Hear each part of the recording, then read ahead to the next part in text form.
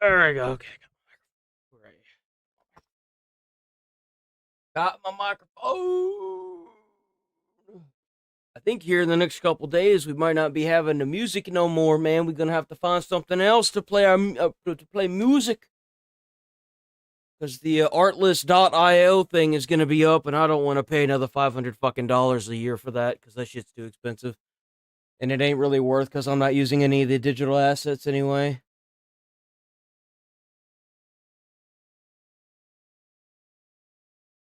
All right, boys, are we ready to get into it? Whew. Morning, morning, morning, morning, morning, morning. Let's get it.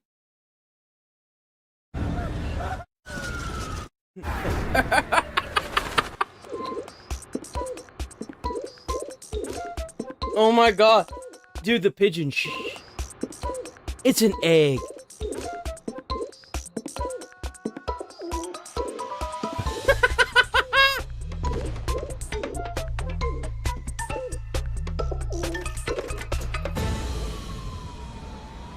Bro, why does that bring me such joy?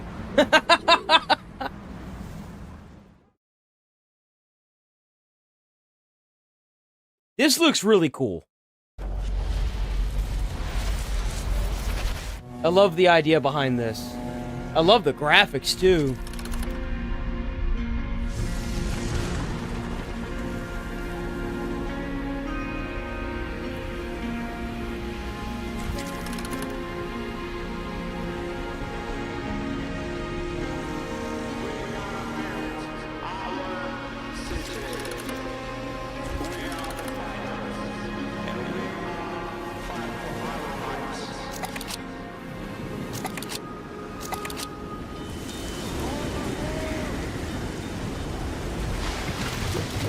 Damn.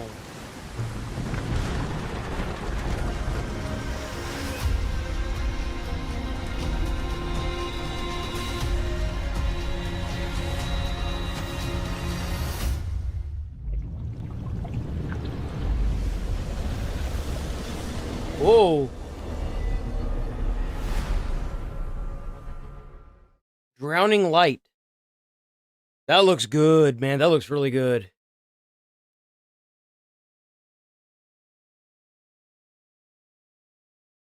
Waterworld?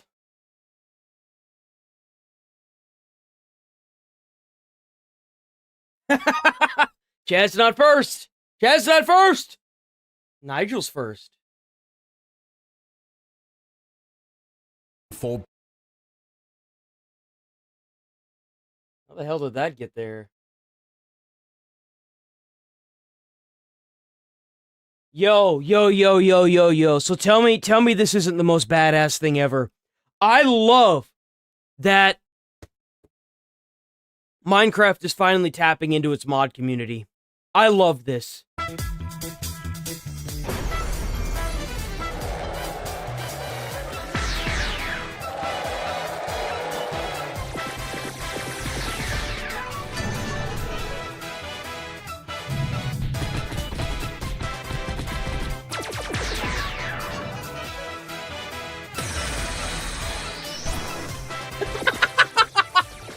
Oh, the reference is real.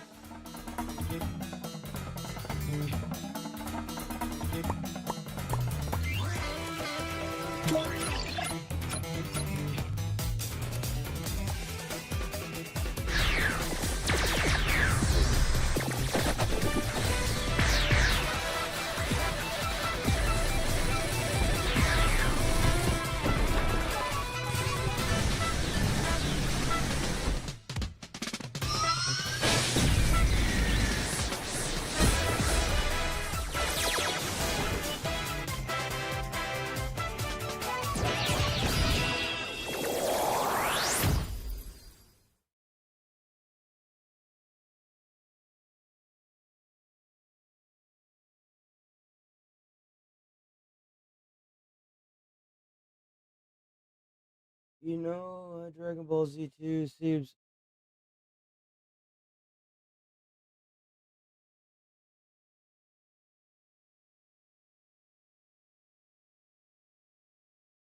I heard that it's supposed to be his, like, finished masterpiece before he died.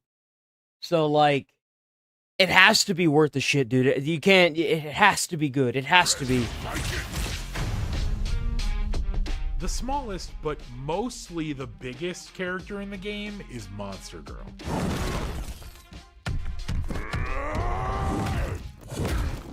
She's an adult woman in a always growing younger teenage body who can also... So, every time she turns into this thing, it de-ages her. It makes her younger.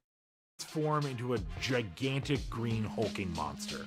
I don't look it, but I'm 24 years old. Favorite thing about Monster Girl is her attitude. Take no crap from anybody, snarky. She's both sassy and capable. I think one of my favorite moments of Monster Girl from the show, Rex is running his mouth off, and she very quickly handles the misconception that he has of her.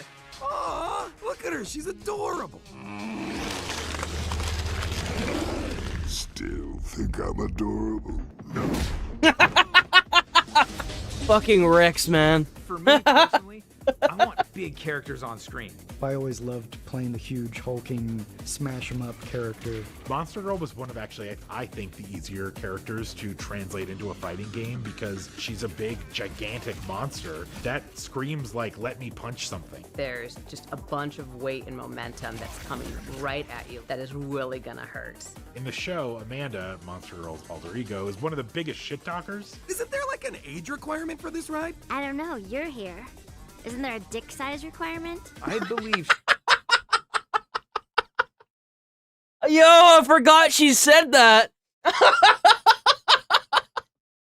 Oh my god. Like I said, the show's not meant for kids, but it's so good. If you haven't seen Invincible, I absolutely recommend it. Absolutely recommend she it. can be a cerebral assassin. She gets underneath people's skin. Really like Monster Girl's taunt. She sort of like hunches over and she does this little motion where she says, too small. She's a brawler striker.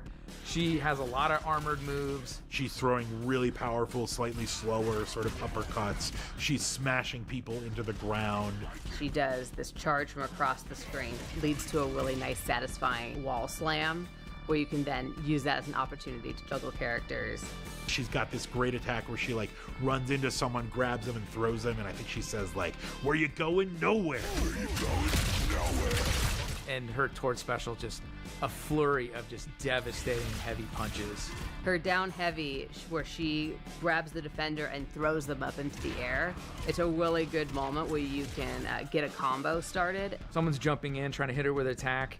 She down specials, grabs them, and just plants them like a flower into the ground. That's your present. You like it? Her ult, she has Damn. a moment of just like sassiness, where she actually, after jumping up into the air to deal like a final blow, turns back into her Amanda form.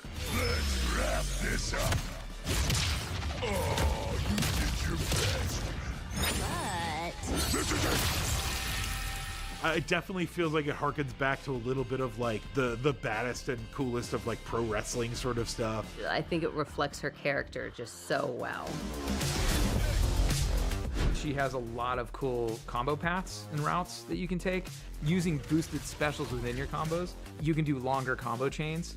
Using your team well to find those zoning moments and having Monster Girl get in and just lock down the character so you can set up some really fun plays. Any lineup that you want to put nothing but immense pressure on someone's, like, pair her with Battle Beast. Combo chains could be really brutal. They were really brutal whenever they introduced them into Mortal Kombat. Bro. They had to add the blocker breaker, which is where you, like, I think it's like back in L1, and it automatically stops the combos. Otherwise, they would juggle you until you were dead. That's how brutal they were. So pairing her with Beast and that sort of like mace swing that he's got, calling in Monster Girl, and then having her run into you and just like destroy the enemy, that sounds like a really cool team up. Monster Girl's badass. I'm so excited with how everything turned out.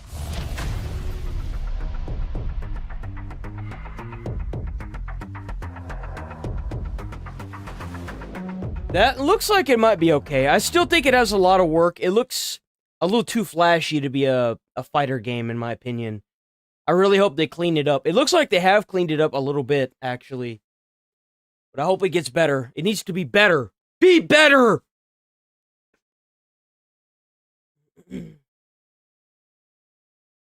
Oh, before we start this video, I hope that you're aware that the original creator of Dragon Ball, Dragon Ball Super, Dragon Ball Z, and Dragon Ball Daima, he died. So, like, Daima was his last great project, and they talked it up. So, it has to deliver because it's by the original creator. It has to. It has to deliver. 2025 was just the beginning. Menendez already caused enough suffering. That's not gonna happen again. Let's take it to him.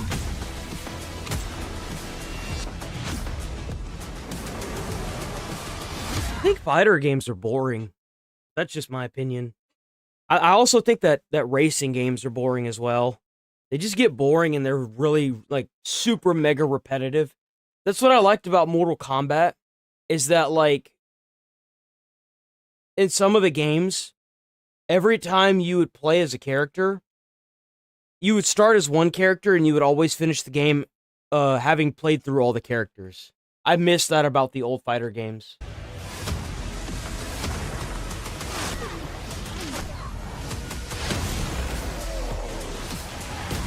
Like, they knew how to min-max it to where you would learn all of that character's combos, and then they would switch you to another character. I liked how they did it. It felt good.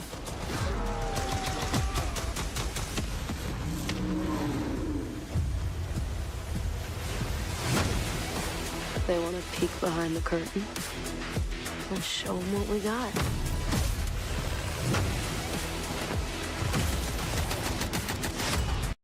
Supposedly, they no longer support skill-based matchmaking in Black Ops 7. Will that make me get the game? No. They had their fucking chance. They have no idea who they're dealing with.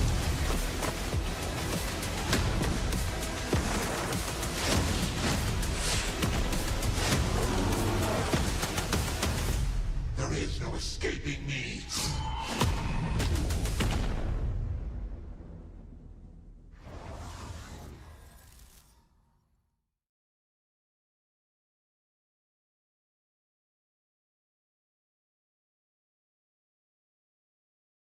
Fuck. Get off my screen! Okay.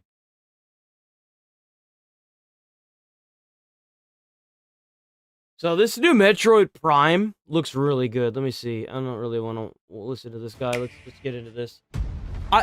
Okay, so as we go into this, I want you to see something very specific for me, because I noticed it myself. Does it look a little barren to you? Like empty, kind of like a Halo 1 game? Just pay attention to that.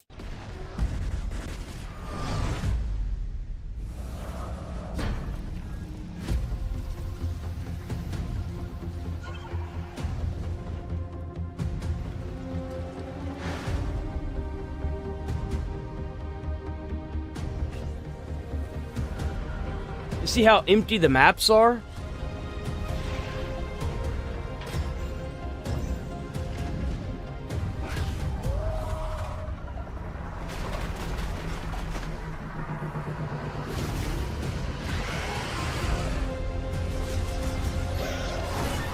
Bro, this looks like Halo 1, honestly.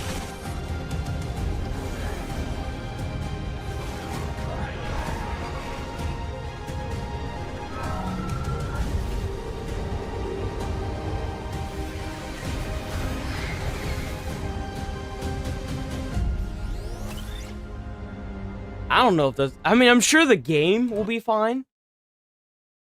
Again, Nintendo's the only one that gets away with this.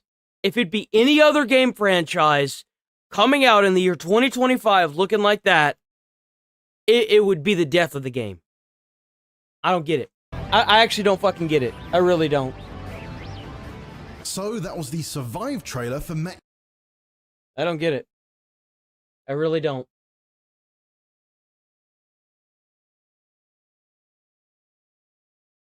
I want to see this. If the vision goes out, it will probably stop and restart the stream. It's an IGN review of Predator Badlands, and I actually really want to see this film. I don't know anything about it. I've seen a couple snippets of it. This might be a spoiler warning to you, so you've been warned. Trachtenberg takes his third crack at Yautja lore with Predator. Check out IGN. I'm going to say this specifically for this one, because IGN, WIGN, for being able to get this. Thank you for not striking the channel ever. You guys are awesome. Please keep up the great work y'all are doing. I know I give y'all a lot of heat whenever it comes to the reviews, but I'm just fucking with y'all for the most part, though sometimes I'm serious and very concerned. But others, I'm actually very happy with the review. Like Borderlands 4, I definitely got my money's worth. I paid for the $150 version of Borderlands 4, and I absolutely got my money's worth. So, the protagonist is the galaxy's most notorious trophy hunter himself. It's a pretty wild shift in perspective for the franchise, but it's one that I think Trachtenberg pulls. Supposedly, this Predator is meant to be different from the other ones. They wanted to go down a different path, simply because they didn't like where it was going. Off. I'm Clint Gage, and this is my review of Predator Badlands.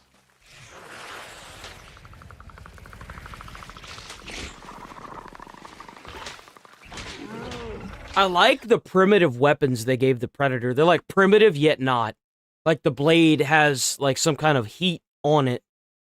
It's very interesting, in the bow that he uses as well. The fact that he's using a bow instead of a blaster, you know? After Prey and Predator, Killer of Killers got Hulu only release. I watched Prey, Killer of Killers. I actually really liked that film. My fiance didn't want to watch it. She was actually like angry that we were watching it, but she ended up loving that film. It was so good. I have nothing but praise for that show. That was really good. I really liked it. Prey was okay. Finally back on the big screen. Predator Badlands follows Deck, a little brother, runt of the litter, as he's exiled from his clan and on the deadliest planet in the galaxy trying to earn his stripes. Well, his stripes and a cloaking device. Welcome to the most dangerous planet in the universe. It's a rite of passage storyline that should sound familiar, which is exactly why it works so well for this movie and the point of view change it's attempting. And listen, it's hard to flesh out mythology like this. Being 7 movies deep into a franchise that's had a handful of twists and turns and I loved Predators. I think Predators was the last one that was really good. The one where those guys get dropped in with the parachutes on that like alien planet, and it's like a game preserve. That was a fucking awesome movie. By far, the only reason why there are other Predator movies in the franchise is because of that one. That movie was so fucking good. I would compare it to the original Predator movies. I love that goddamn film. I will praise and hype that film until the day I die. Deciding where to shift focus is a near impossible task. If you can't tell, I'm an advocate collector of Predator and Alien memorabilia. I have like dozens of Alien vs. Predator comics. I love the Predator films. I grew up with them. I love the Alien films. I grew up with them. So like, for me, this is like giving a child candy. I love these films. I love the franchise. I hate where the films have gone.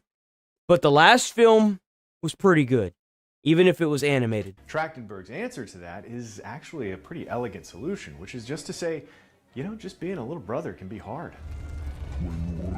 Oh, how's it going, Chase? Track record, his Dan testing out that new one, huh? Shows that he. All right, we'll check out your. What is this? His films are structured with clean and simple storylines, but he stages sequences so well and blocks scenes so efficiently, puts a camera in. We'll check the channel out, but I don't know if I can watch the video. Premises. I'll have to look at it. Badlands is yet another example in his filmography of doing all the small things right. These small personal details get set up early in the movie, like the reason Deck's missing a fang and what that means to him and his brother, that come back to play an important role in the plot later on. It's simple, but I love detailed writing in a movie. Detailed writing in a movie tells me that they fucking care and that there's a well-rounded plot to it. I'm hearing good things so far. effective filmmaking, textbook even. Trachtenberg steals from the best. That looks crazy! A few shots that are lifted straight from Spielberg built into his movies. Weirdly enough, it's been The Lost World. Oh, that looks... So keep an eye out for that in Badlands. Even worse. Wait, what happens if you go through that? Most importantly, there's always a relatable, emotional core to what Trachtenberg is doing. That's what made Prey and Killer of Killers such novel entries into the Predator. I'm sorry, but I didn't think Prey was all that good. I just didn't. Sorry. I think compared to the mountain that were Predator 1, 2, and Predators, it was not even comparable. I'm sorry. They were jokes. This movie was pretty good. Killer of Killers was pretty good.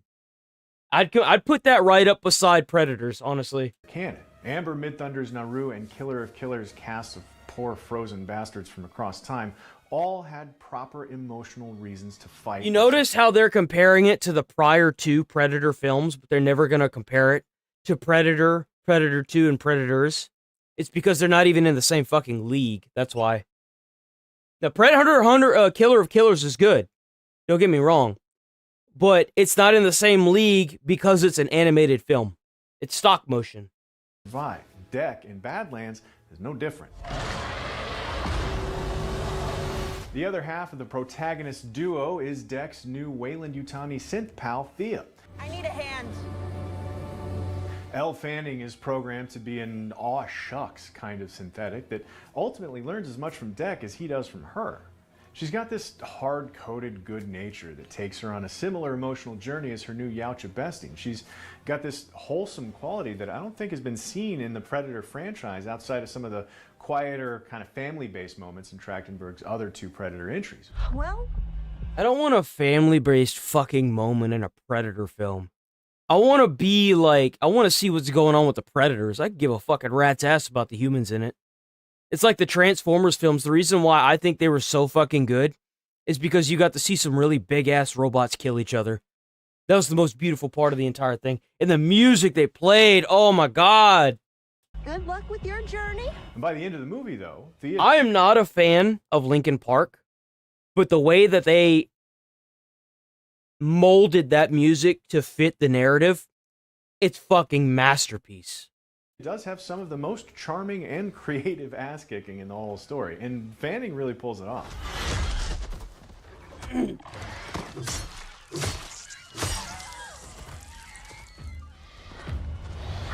But the ass-kicking that had me chuckling and giddy, that was all Dex. There's a moment in the final act that had me literally pointing at the screen saying, yes, that looks sick. That is the Predator. And granted, came a little late in the runtime, but it's definitely there. Wait a minute, run that by me again, Hoss? Wait a minute. Late in the runtime, but it's that is the Predator. And granted, came a little late in the runtime, but it's definitely there. Like, these developers do realize that the reason why it takes the Predator so long in the first two films is because he's hiding and trying to get prey.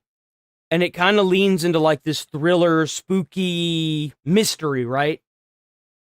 That was the flow of it. When you've got the fucking Predator out at the gate, I want to see some ass-kicking shit. Turn that bitch into an action film. Like, I want to see like some hardcore Henry-style shit. I want to see blood going, bro. Like, stop pussyfooting around with these films. Stop it. It's annoying. Literally handed the keys to the kingdom and we're gonna sit here and jerk off to it. Like, come on. This movie is a mix of clever uses of their surroundings and brutal head stomping, which, by the way, is how I would describe the action in all the best parts of Predator as a franchise. But to stay on the ass-kicking for a second, that they're on a distant alien planet is really the only reason this movie is PG-13. As the first non-R-rated Yautja hunt, Badlands still goes pretty hard. The biggest difference is that it's all alien gore splashing around. If it were people, like it was in Prey and Killer of Killers even, the brutality with which Deck goes about his business would be an easy R rating. Aesthetically speaking, the creature design is pretty good. The alien Death Planet is populated with ravenous flora and fauna, and while they compare unfavorably to the creatures of Avatar, for example, they are better than most. And there's something very engaging about Dek and Thea encountering one deadly thing after another, learning a quick and important fact about them, then killing and eating them. And nothing dies the same way. All those vine things we see him fighting in the trailer, for example, not a single one of them gets a repeat dispatching. Seems like there's a lot of thought put in on how to continue to be creative with how the Predator kills things. And to be fair, there's also a certain amount of, and hold on to your shoulder cannons here, cuteness in this movie. Now, it makes sense, and it moves the story along, so it's not cuteness just to sell toys or shill a new ride at Disneyland, but it is ironically an alien idea in a Predator movie. Some of it works, of course, and some of it doesn't, but Dek is such an earnest young Yautja. The kid tries to make a joke at one point. It's one of the moments that doesn't really work, but it plays as that overly literal style of humor you get from characters like the Terminator. He's just programmed a certain way, and he's slowly learning. Bro, that would be so badass. Just imagine if they actually brought Arnold back. Bro, what if they actually brought him back? Wouldn't that be fucking crazy? They could, they could bring Arnold back. I think the guy that played in Predators 2 is still alive. They could bring him back. They could bring back the guy that made it out of Predators and the girl too. And then they could all bring them to like a different planet and then like have a bunch of Predators and they all like, you know, they all go head to head with the Predators. Dude, that would be so cool. Oh, that'd be so badass. Different way. But even though the joke didn't fully land, I appreciate the effort. And once you open the door to the Yautja having a language, they can immediately start telling you who they are. And from there, it's no surprise that Dek is a unique specimen among his clan, a little different from the rest, which is fine because how boring would that be if they were all the same? And look, I'm here for that. I mean, I'm not here for that. I mean, take a swing. And these moments, these little weird moments, are the ones that really tell you how you actually feel about a movie. If you're willing to go with it, then the rest of the movie is doing something that's really right for you. But if you're rolling your eyes, the movie's got bigger problems. Now, ultimately, the rest of this movie did it for me. So even though that joke didn't really land, whatever, I appreciate the effort. Trachtenberg and the screenwriters take great pains to portray Dek as eager to prove himself and passionate about the Yautja way of life, but also a little worried about his place in it. And actor Demetrius Schuster-Kaloa Matangi manages a subtlety in his performance that makes Dek a downright relatable dude. He's not really any less strong, less violent, or more gore-averse than any Predator that's been on screen so far. He's out for vengeance. He loves stabbing his prey in the head and bathing in its viscera, but also he's mad. He's a little petulant even. He's smart and capable and underestimated. It's the same story we saw with Bro, Naru those things from look Prey. crazy. They even repurposed a line of dialogue from Prey to drive that point home, making Dek's story a very I wasn't a big fan of Prey. I'm sorry. Prey was okay. I wasn't a big fan of it. I'm sorry. I guess that's just a me thing. Surrounded by equally familiar imagery from the Yautja ship and weapons to the Alien franchise Easter eggs, but that's exactly what's needed to shift the POV. You need the familiar to get away with the new. And one of those new things is the Yautja Codex, which we got our first peek at in Killer of Killers. Badlands gives us another look at these biblical commandments that guide the entire culture of the hunters.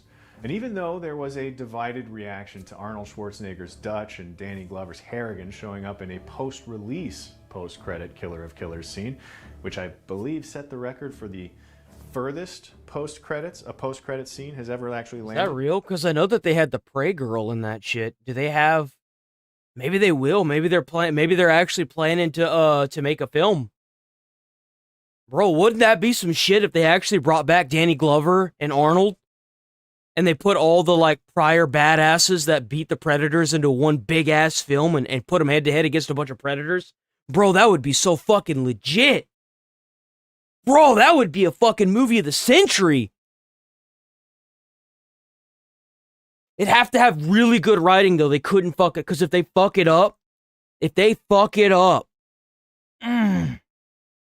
Point is, I like what Trachtenberg and his team are doing here.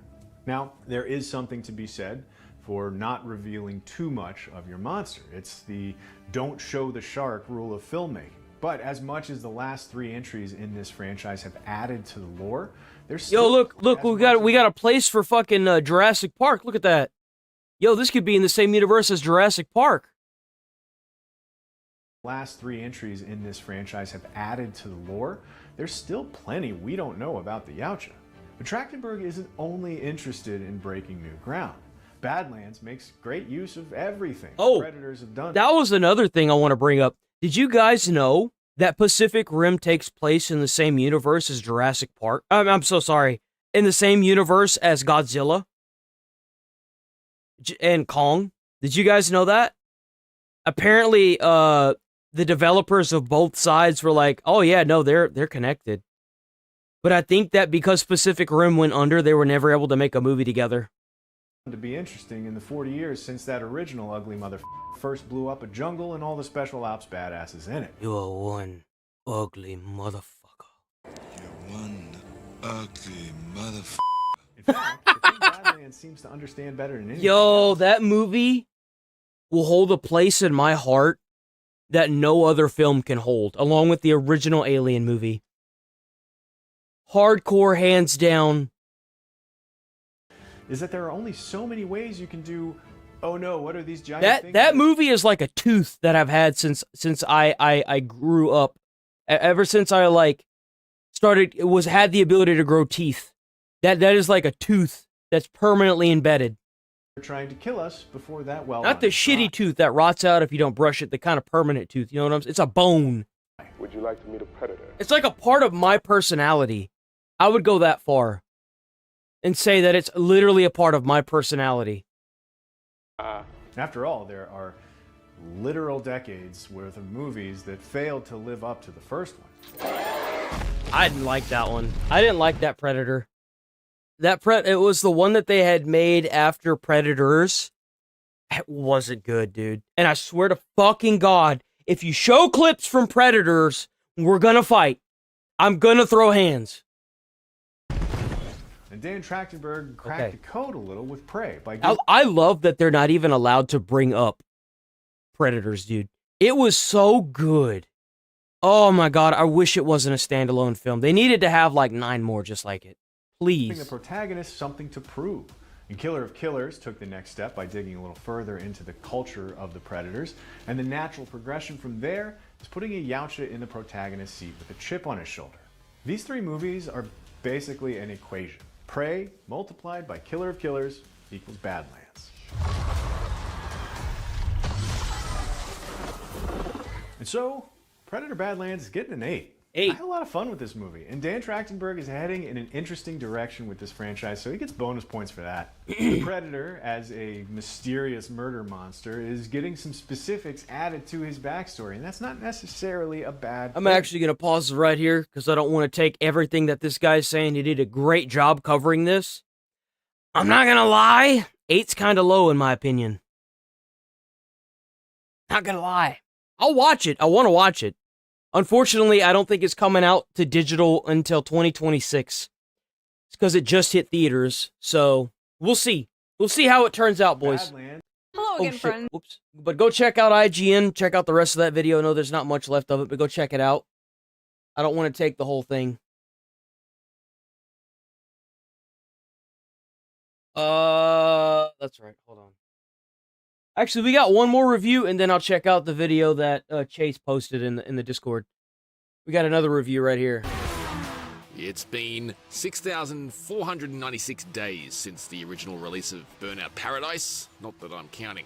With the Burnout series clearly consigned to the same storage cupboard, EA has been hiding the corpses of Westwood, Black Box, Pandemic, and all the other... EA is... I'm so happy EA got taken over, you have no idea. Fuck EA. Other studios it's shut down over the years. I completely understand the motivation for developer Three Fields Entertainment to craft recreation. It's an unapologetic Burnout Paradise clone in a stack of very clear That looks like shit. How are you supposed to see what's even happening? Paradise clone in a stack of very clear ways. Built for a ravenous audience that's been starved of one of arcade racing's heaviest... The cars look very floaty. I don't like how that looks at all. The cars look way too floaty. hitters for too long. After all, if you want something done, sometimes you need to do it yourself. Right. Well, that's what's going on with all these indie developers. That's why they're blowing the fuck up right now. Unfortunately, the one core component of its spiritual ancestor that Recreation couldn't recapture was its overall quality, and the result is a janky, unrefined, and often unsatisfying racer that I don't have much desire to keep playing. Dude, that looks like shit! That looks like crap. Bro, Need for Speed Carbon is probably the only game that I've ever played that I absolutely enjoyed the shit out of.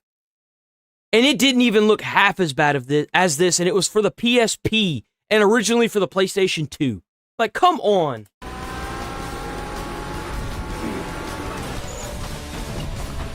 This looks like shit. To Burnout Paradise runs surprisingly deep, even for an independent studio that's spearheaded by former Criterion Games bigwigs, the home of the Burnout series. In fact, there are times when it borders on self-plagiarism. Such are the similarities, from the digital information ticker at the base of the screen to the familiar tone of a successful takedown.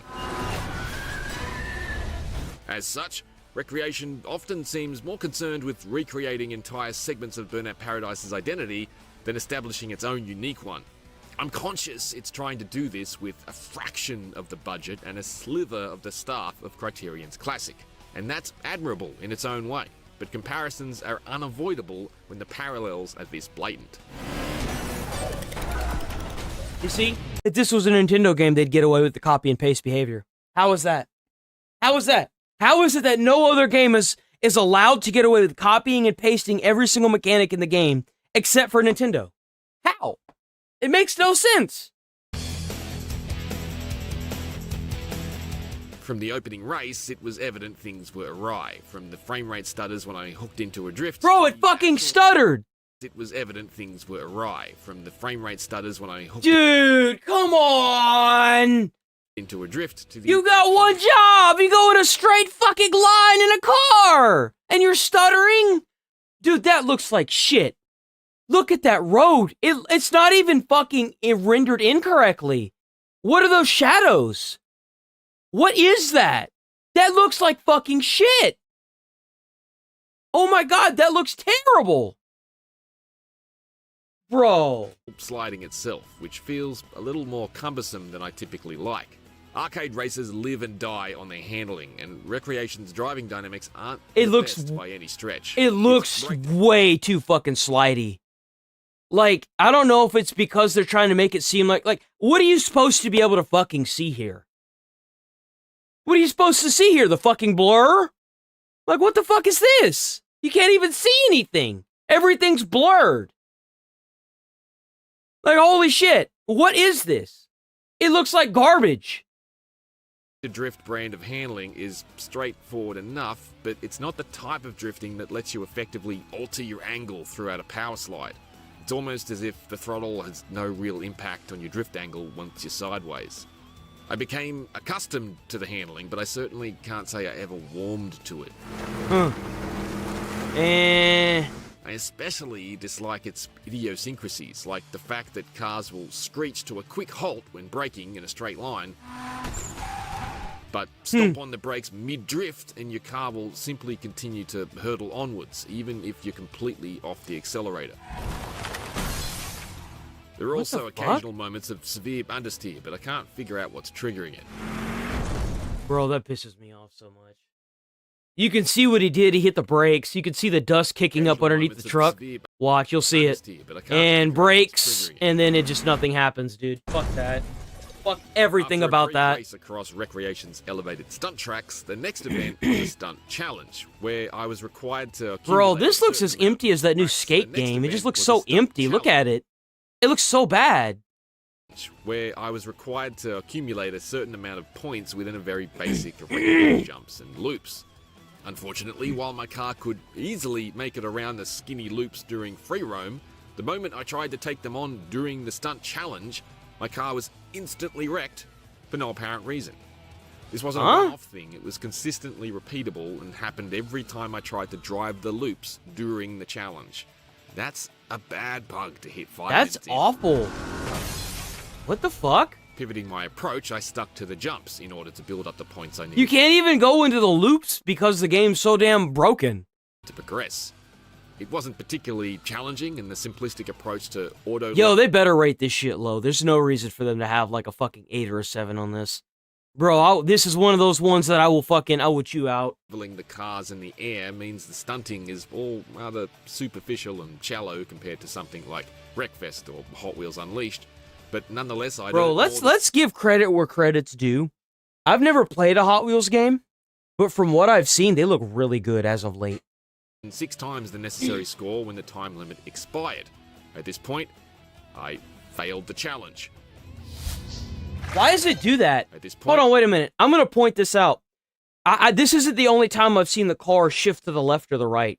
Mid-air, when you're going through the fucking loops and you hit the end of it, if you notice whenever he comes out on the other side, the car immediately shifts mid-air from the left, from the center to the left or to the right.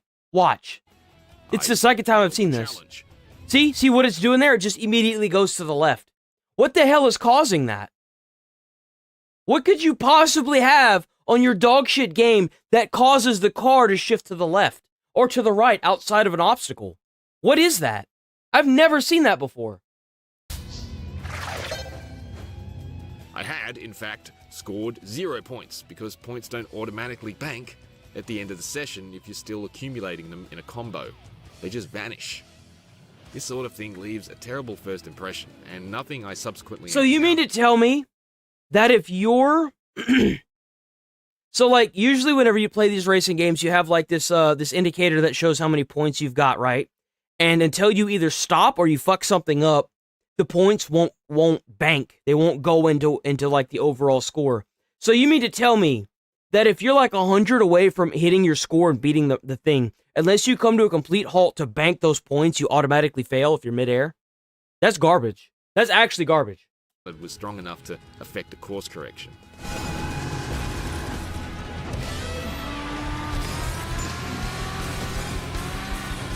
After the stunt-centric opening minutes, Recreation quickly settles down into its largely Burnout-inspired groove. The bulk of what's on offer Like, here... how the fuck are you even settles down supposed to into do anything there? Like, because right here, it looks like he's far enough away he could start maybe turning right when he gets to about that white car, right? But by the time he hits that white car, it's too late. For whatever reason, it seems like it just jumps into the guardrail. Watch. And he should be turning now. Groove. And he's just into the guardrail. What's on offer here are standard races, where the goal is to finish first. Takedown races, where the goal is to wreck a set number of vehicles. Plus the occasional time trial and shutdown event, where you must perform a takedown on a special marked car while exploring the open world in order to add it to your garage. Sound familiar? The Dearborn Schaefer Gemini is a big, bulky, battle-ready sedan. You can progress through all this content however you see fit, hitting events in any order as you uncover new ones around the huge map. Unfortunately, this flexibility doesn't disguise how familiar every race rapidly becomes. The size of Recreation's massive map is almost certainly a major culprit in this. At a reported 450 square kilometers, it's an environment larger than a lot of contemporary open-world racing games. It makes for a great bullet point, but the reality is that this huge size brings with it major caveats. You know what I hear whenever I hear a huge map? Unless it's Odyssey, I hear a lot of fluff. I hear a lot of, like, doing the same tasks 75,000 times just to complete the game. Its primary problem is that it's extremely generic. It's a big square island with no towns or cities. It's just ribbons of tarmac and dirt draped over vanilla countryside, where one side of the map feels no different from the other. Yep. There are no memorable races because there are no memorable areas. There's very little to distinguish one race from another, so ticking them off became tedious pretty quickly. There's also a bug I encountered semi-regularly when selecting Restart Race from the pause menu that removed most of the HUD and made it impossible to open the map. The only fix was to restart the game, which was equally tiresome. Races occur against just 5 other opponents, which is low by modern standards, and rely on some pretty egregious catch-up AI to stay tense, but they're better than the takedown races and shutdowns. Takedown races began as a major frustration with awful You see, my big problem with this how the fuck are you supposed to control this when you've got the speed up so high that everything's blurry? It's not fun when you can't control your vehicle like this. Because when you get to this speed, or not even the speed of the car, it's more like the environment shifts. It makes you it kind of fucks you up in a way because it makes you feel like you're going faster than you really are, and you're really not. I mean, yeah, sure, you're going pretty fast at 377, sure. But most racers are still able to see pretty clearly. The world around them doesn't bend, and it's a fucking game. You gotta be able to play the game. You gotta make it, reasonable. It's so stupid. It placed fresh takedown victims too far ahead. Unlike Burnout. He's going so fast that he can't even tell where the guardrail is. How are you supposed to see that there's a guardrail that kind of moves into your way right here? You see it? How it curves? How are you supposed to see that? Burnout's road rage events, which effectively inject opposition around you at all times to smash and bash.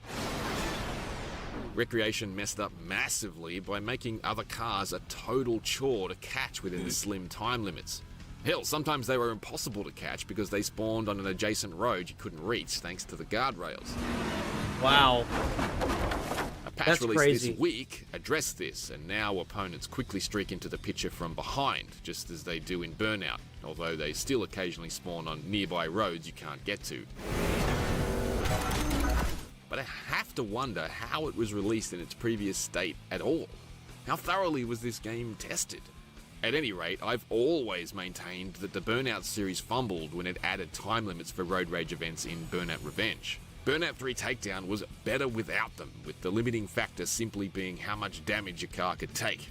I wish Recreation had cribbed from the latter in this instance. Ow. Recreation also introduces a new spin on its off-brand road rage mode, which adds cars you're not supposed to take down, lest you receive a time penalty. Really? I don't find this a fun twist, and I actively dislike competing in these. The penalty cars don't just chop precious seconds off your time limit, they don't even count as takedowns if you shunt one off the road accidentally. That sucks. The worst penalty takedown. And you know what makes it 100 times worse is that with it being that fast and you not really being able to control the car because of how slidey it is, that's gonna happen in these races. 2 marked penalty cars you can't crash into, meaning every batch of opponents will only have 2 cars to take down. It makes chasing some of the high takedown totals extremely frustrating, and doubly so when it's being stingy with attributing them to you in the first place. I lost track of the times multiple AI cars crashed out during a slow-mo takedown clip, but I was only rewarded for one of them. Chasing the unfairly overpowered AI during shutdown attempts is also extremely frustrating. That is, being barely able to catch a pickup truck that was supernaturally staying out of my grasp by perfectly matching my top speed is a cheap trick. That's know gross. Speed stats are a bit of a meaningless metric in arcade races with rubber band AI, but discovering this truck was actually doing at least 40 kilometers per hour more than what it's literally listed as being capable of was pretty annoying after chasing it across the map for 10 minutes. That's crazy, dude. What the fuck? As close as Recreation sticks to its Burnout family roots, it admittedly does bring a whole new pillar of play to the party in the form of its customization and creation tools, dubbed Live Mix. This gives us the ability to do everything from renaming vehicles to changing the weather and traffic density to even plonking down huge track pieces to create massive skybound stunt courses. The track creation suite should speak to me. 1990s Stunts from Distinctive Software with its pioneering track building tools is one of the most formative racing games I've ever played, and I've adored this sort of thing ever since. However, Recreation's track builder has completely failed to inspire me. Dude, that ain't gonna be worth a shit. There are some elements Ain't here no that I way that's find gonna be quite worth neat. a shit. I admire how most of the track modules It's a woman, automatically too. generate the necessary support structures Ugh. beneath them to Ain't secure watching them that. to the ground, regardless. Hey, go of watch their that movie. elevation. It gives the tracks a feeling of physical presence, like the skyscraper-sized feats of engineering something like this would be. There are some clever considerations baked in here too, like What how the the fuck? scaffolding will handily delete itself if you place new track pieces beneath established ones. However, after clipping together a whole bunch of track segments and one complete game crash as I tried to add the last piece, the net result is that they're nowhere near as thrilling to drive on as they look. It just feels significantly out of date compared to the incredible depth and fine-tuning. Well, maybe that's just how the road looks. It still looks like shit.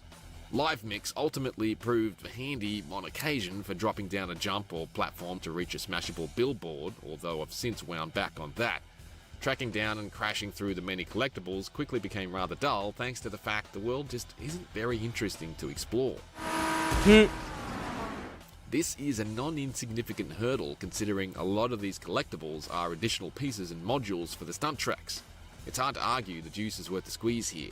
I'd say Recreation's residents would be happy to see fewer obstacles strewn all over the roads, but they simply clip straight through them in a shower of sparks anyway, like the props are invisible.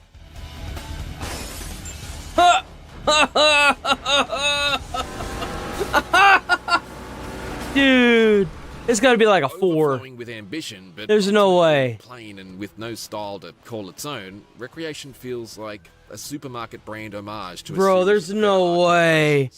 Built with the user-generated content tools of another game. While slamming into my opponents rewarded me with snapshots of an arcade racer that's fast and engaging for seconds at a time, any buzz I gleaned was quickly snuffed out by unpredictable handling, a dull open-world map, a 5? Nah, dude. I'd give that a 4. Bugs. I'd give that a 4. For more recent verdicts, you that's stupid. You should have given it a lower one. Well, they did Painkiller? When did this come out? 4 days ago. We'll have to watch that tomorrow. Okay, let me see.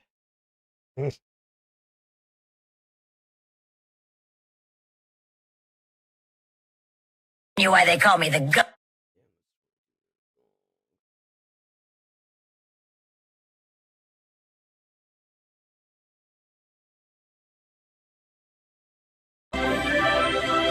They said it was just a...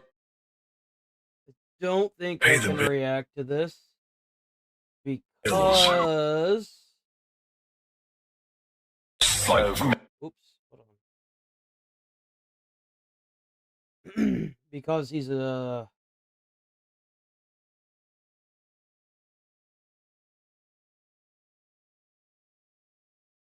channel I haven't seen before. I'd have to email this guy first.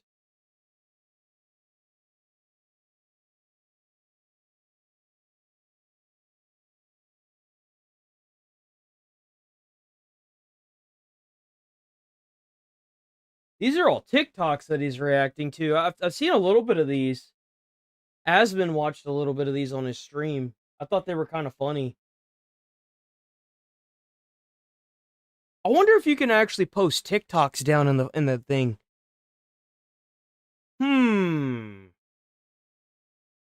I bet if you find the individual videos that he's reacting to, you could probably post them down in the chat. I mean, in the Discord, and I should be able to pull those up instead. So if you find the individual like videos that he has there, I bet I could pull them up. There's another Jason Bourne film, bro. Give me a break with that. I haven't even seen one. I think the original ones are kind of good, aren't they? I haven't seen a single one.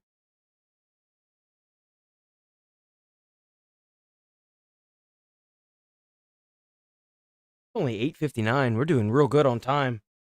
We're doing really good on time. Okay, I need to use the bathroom, and then we'll come back and watch this.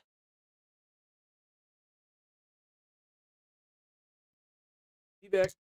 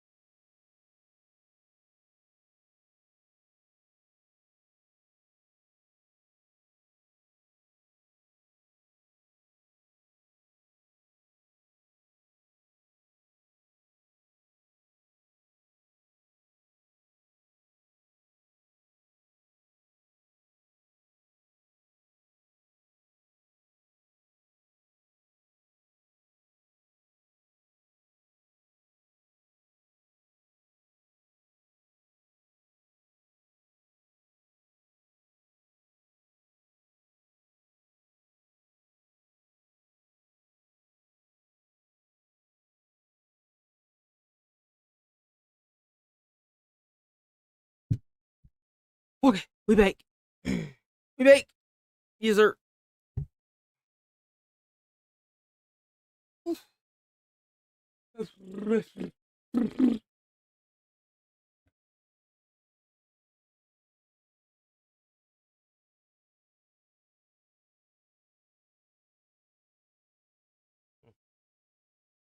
You never voice note this early. They're here, help! They want to. Oh, hold on.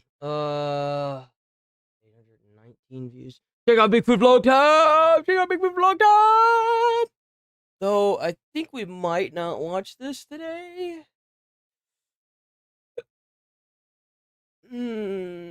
Let's give him, because the other video has 7,000 views. He's only got 819. Let's give his video a little bit more time. I don't want him to feel like we're taking views from him. Bat and Squatch. This was a premiere yesterday. So check out Bat and Squatch. Send him a like.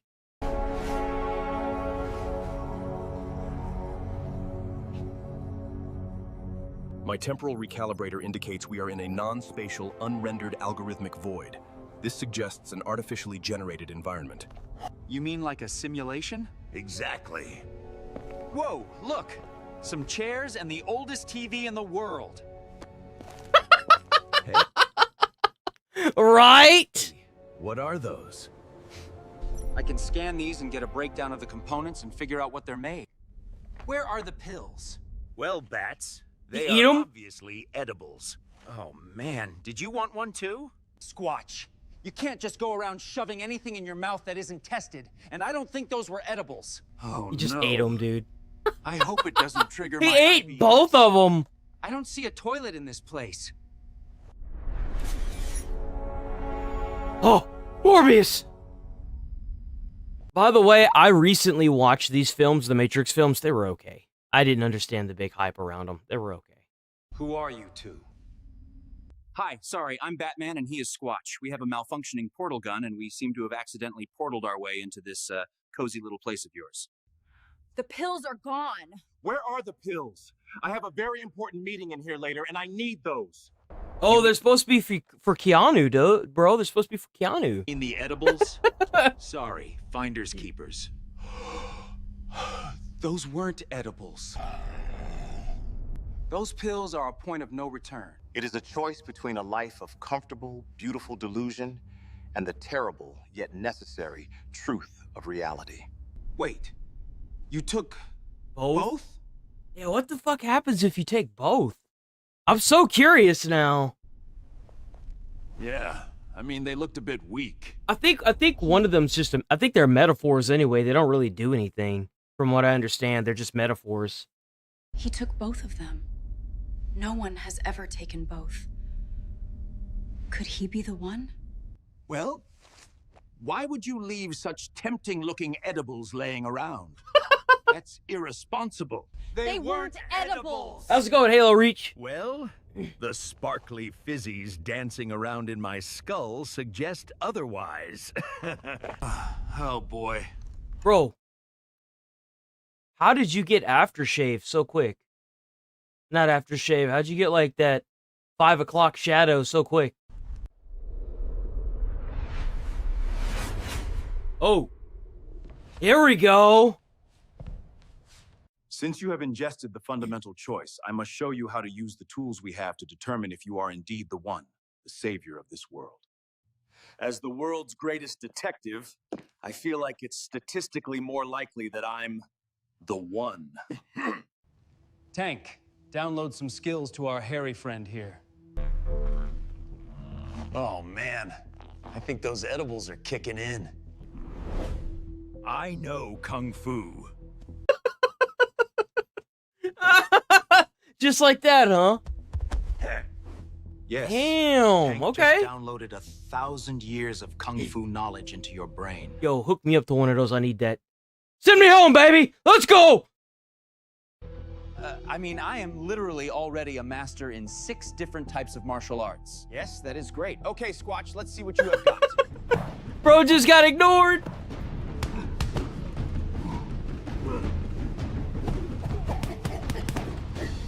You've got potential. The Matrix isn't just code. It's a reality you can bend to your will once you truly understand it. Go ahead, try to manipulate something.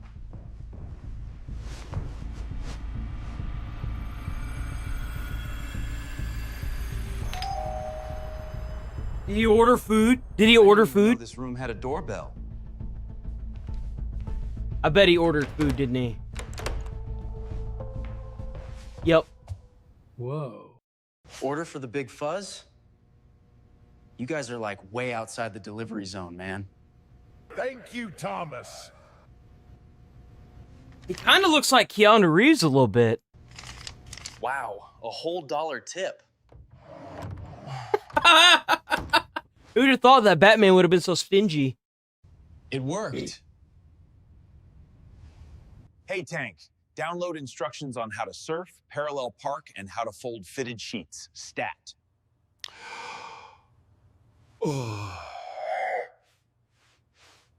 Hey, you wanted this, Baldy. You wanted it. You must now speak to the Oracle. She will be able to tell us if you are truly the one. I should go too, just in case. What the fuck is going on with that siren? Siren was crashing out. There is no spoon.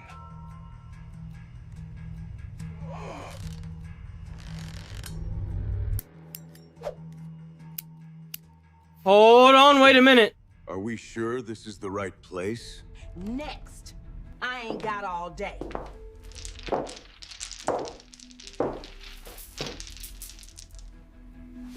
Do I smell cookies? Are they for the one? They say that's me. Or maybe me. Child, please, sit your hairy ass down. And don't touch my baked Yeah, it says the Oracle on her chain. goods. Who done told you you were the one? Let me tell you something. Morpheus thinks everybody he meets is the one. Why you think I got a crackhead sitting in my living room? Yo, she just goes out and says it, dude. Oh my god. Well, that must mean it's me. As the world's greatest detective, I did feel that the Morpheus pick was a little sus. No offense, Big G. Lord have mercy, you. Ha! I don't know where you the one, but it ain't here. You look like you got issues, boy. Are you? They got him. The agents ambushed us and took Morpheus. Time to show this old bag who the ones really are. Squatch and I will go rescue him. Man, get your pointy ear having out of here. And tell Morpheus to send me the damn child support. Damn. Tank, we need guns. Bro, him not being the center of attention is single-handedly destroying him. You can see it. Soon he'll age into dust. Lots of guns. Because you realize that, like, anytime you think of Batman or Gotham, it's Batman this, Batman that, Batman this, Batman's killing him, bro. He's not the center anymore.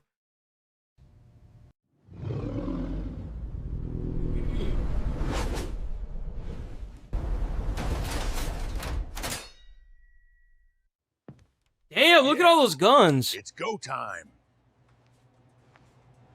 And, of course, he wants an axe.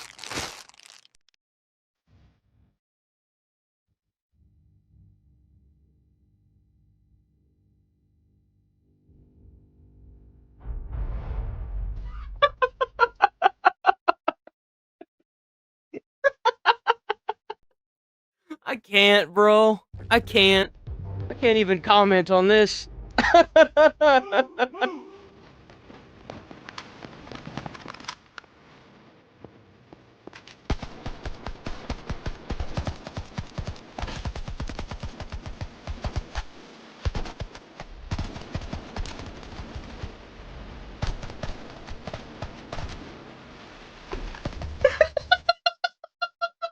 did you do? Trip on a bullet? Hey, trip on a bullet, bro.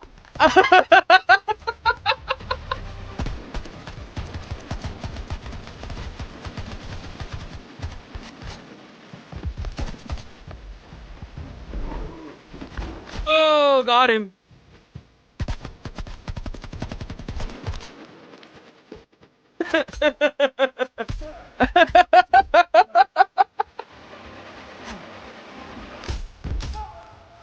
Damn, that's actually kind of cool.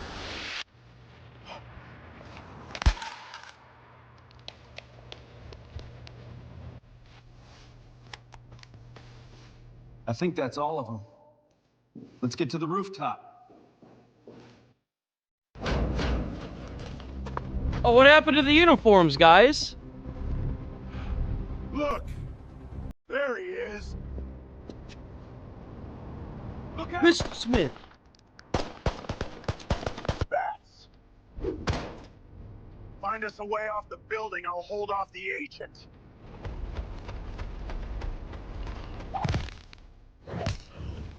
Oh!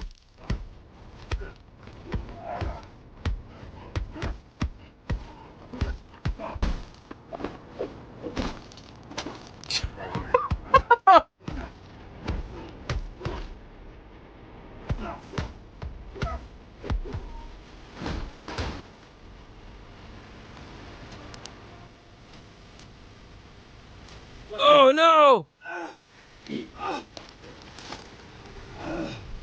How many guns do you carry?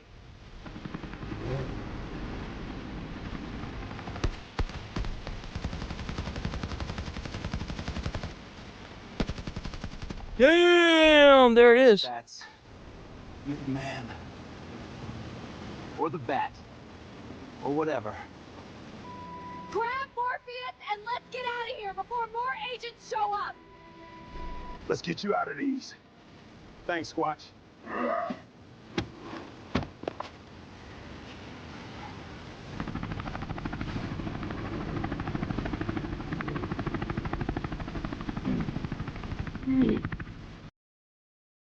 You did it. You breached the impossible perimeter and saved me. Well, we might not be the chosen one, but we can still get things done. Oh, by the way, I think you should talk to the delivery guy. And I have a feeling there might be more to that guy. Duh, I knew it. I knew it. I knew it. Ready to go, Big G. There's one more thing I want to do before we go.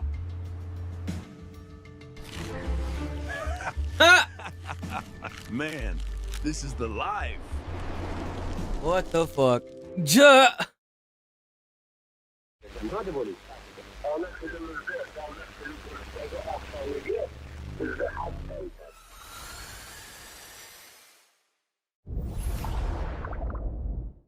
You mean like a simulation? Exactly. Whoa, look!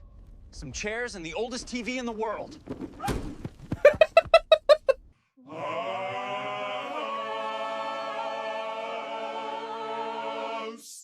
They weren't edibles. The fuck?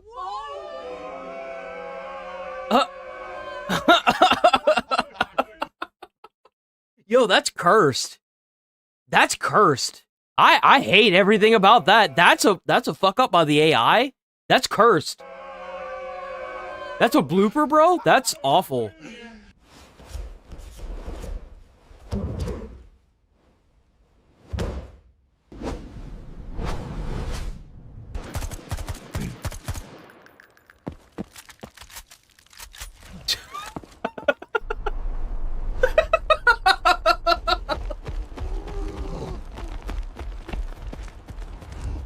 Is he just gonna jump off the back?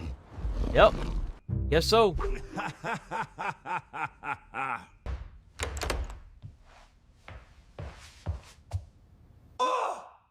Hello again, friends.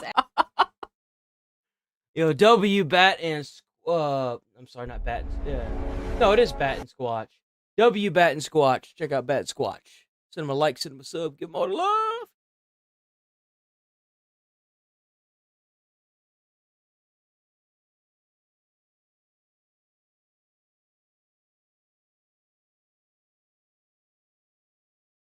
So this is kind of spooky.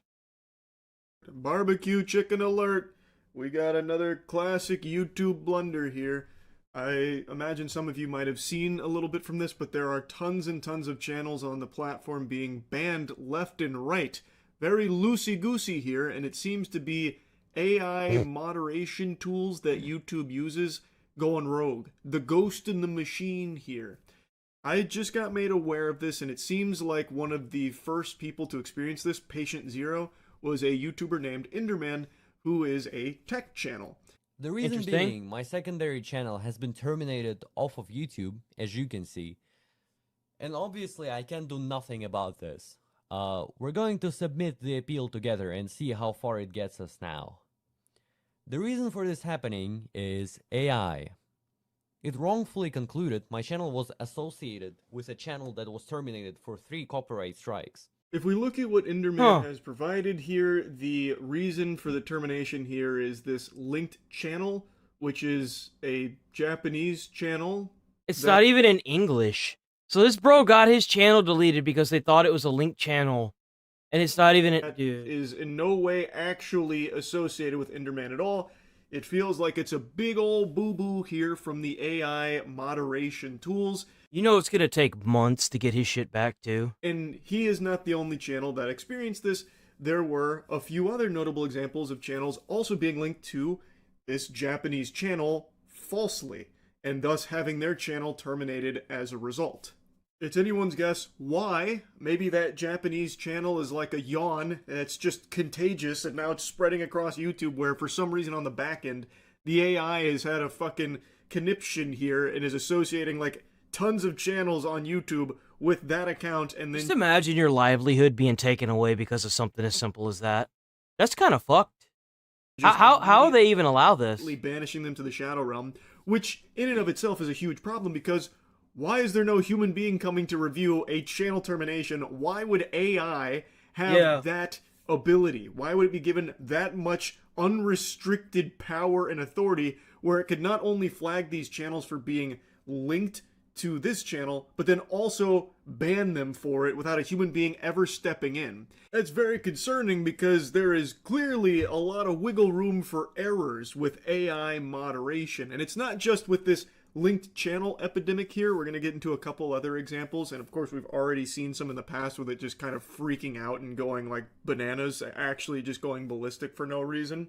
Yeah, like every stream that I finished up this week so far has been on it has been like non-advertiser friendly, but then I get it manually reviewed and it's good to go. So it's like, but in classic YouTube fashion, appeals are more useless than the hairs on my bro, they're so fucking useless. So Enderman even made a video doing the appeals, which of course led to no results, which unfortunately is par for the course. I feel like I can count on one hand the amount of times in my own personal experience too that appeals have ever led to anything. Like, I've never even really heard whispers of someone having a successful appeal on my entire 18, 19, whatever-ish years on YouTube. It feels like that system just doesn't work. That's just all smoke and mirrors. Like, maybe the appeal system is there kind of as like an internal joke at the YouTube HQ. Like, the appeals, once you finish filling them out, what it actually does is just print out a piece of paper that goes straight into the trash can at the YouTube HQ. No. It gets shredded first, so that way they can say they never got it. I don't even know what it's there for. It never actually leads to anything no, that it doesn't. I've ever experienced nor ever heard of. It is truly just like, you do this only to reaffirm that a human being is not looking at it, or if they are, they're not actually giving a fuck and just maintaining the original ruling that may be incorrect. In this TikTok is the same way. I've noticed that with TikTok. A lot of their shit is the same. Case being linked to a Japanese YouTube channel that was terminated long ago. This kind of thing would take someone actually 4 seconds to realize it's a mistake. This is a big ol' whoops-a-daisy. But since the appeal system, it needs a drastic overhaul, it is just archaic, and I truly think that it might just not even function the way it's advertised. It didn't work for think about it on Twitter or any other social media, because then they actually do see it, and then a human being does actually step in, and it takes them... But what if it was a smaller channel? Like, that's my issue with it, is like, if it's a smaller channel, then there's a problem. Very short amount of time to fix it. In this case, it did get solved. Enderman did get his channel back. Both of his channels got reinstated. It was very clearly a mistake that this happened in the first place, and the second a human being actually is alerted to it and does take the time to take a peek, it's pretty quickly resolved. But there's a couple of problems here. One, AI should not have the ability to ban channels. That is a big no-no. They should have like a final review process where a human looks over it. How did they even like, who sat down in a chair or boardroom and decided that this was okay? That's insanity. You're just gonna take away someone's livelihood and their job just because of an AI jackup. That's a pretty big deal. People are relying on their income from YouTube. Like, that's really messed going to lead up. to catastrophic results in the future. Yeah, no, because like it could make everybody unsub from the channel. Like it could do like massive amounts of damage to a channel to have it like banned like that. Not to mention, like, it could reset the algorithm for the channel.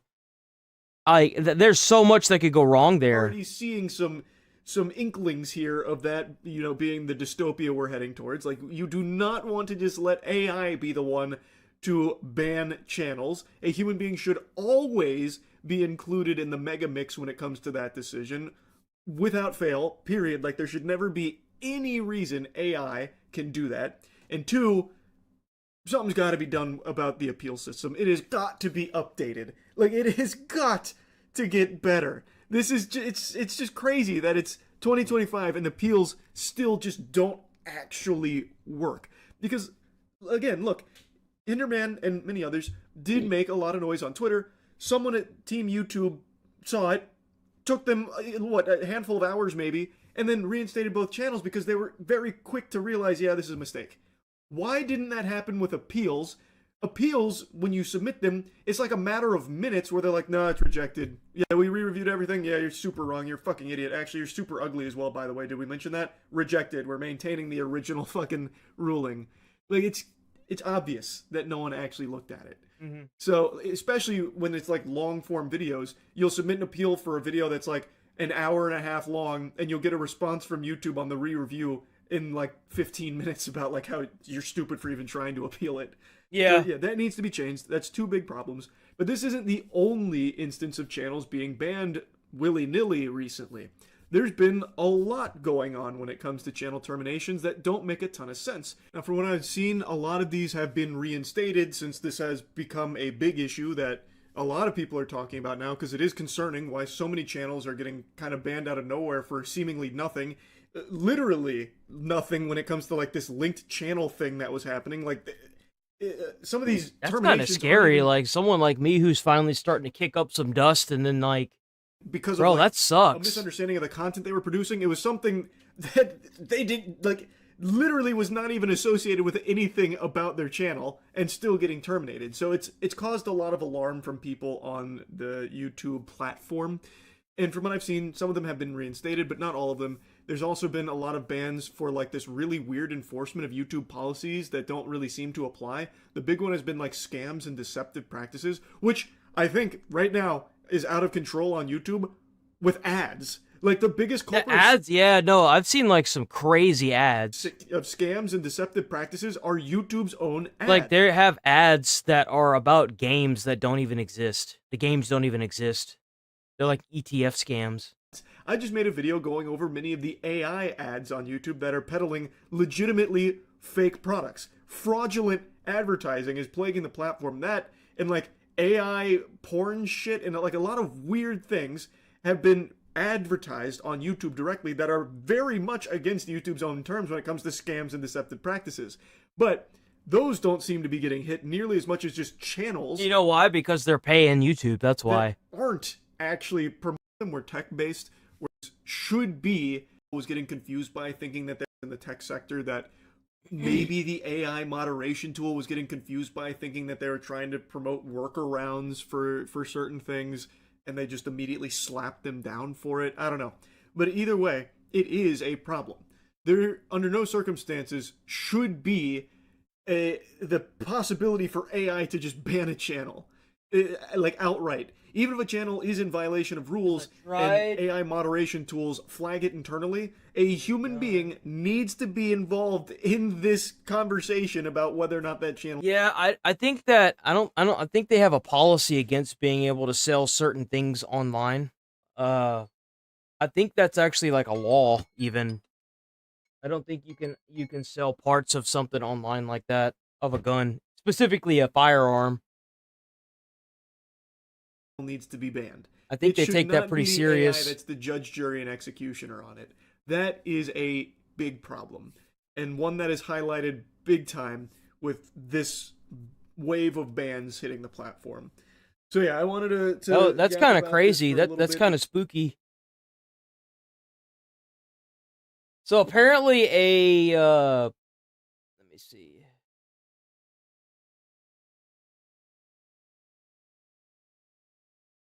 There we go. So apparently an airplane, a UPS airplane, struck the tarmac yesterday. I think from what I understand, it was a big ball of fire. Just crashed in Kentucky. It was in Kentucky, Reports of yeah. the massive explosion and resulting fire, possibly the result of a crash involving a cargo plane with UPS Airlines From what I understand, I think it landed on some houses or something near too. Muhammad Ali International Airport. Holy shit, look at that. Video of the crash. It doesn't even look like it got off the ground. Look at it. What the fuck? Bro, no, hold on. I think it's gonna crash, bro. Holy. Damn. That thing didn't even crash. It just blew up.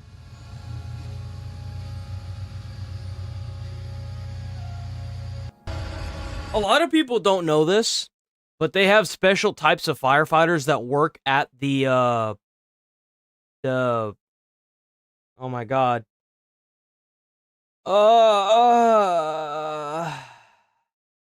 That work at the fucking airport, and they are specifically trained to handle the types of fuel and stuff that the jets have. I never seen. Oh my god. It looks fake? I mean, I don't know if it's fake, bro. I'm pretty sure it's not. I mean, like, usually the fake ones only last for like 8 seconds because usually that's how long you have. And it lines up with all of the other images. Yeah, look, it did. It hit a bunch of buildings. Because usually that's how long you have. And it lines. Bro, that is just, it even like overtook a little bit of the highway. Jesus, man, that was bad. Up with all of the other images. I'm pretty sure it's not fake. Look at that. Yeah, this is awful. And so this is apparently Oh, it did. It hit the houses. Look, there's houses there. Residential area that it crashed into, and it destroyed houses. And I guess that must have been the runway that he went into, right? And wow, Jesus. that is insane. Well, I mean, I don't really know what else to say other than it's just really fucking sad.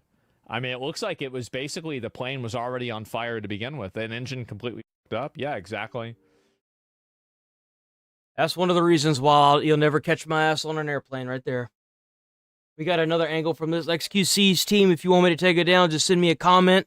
You guys have been pretty good about it, though. You haven't really said anything yet. But send me a comment in the video or in the stream. I'll take down the stream. I'll take down the video. I don't care, man. It's not worth the headache. Just please don't strike me. Send me an email. There are multiple ways you can do this.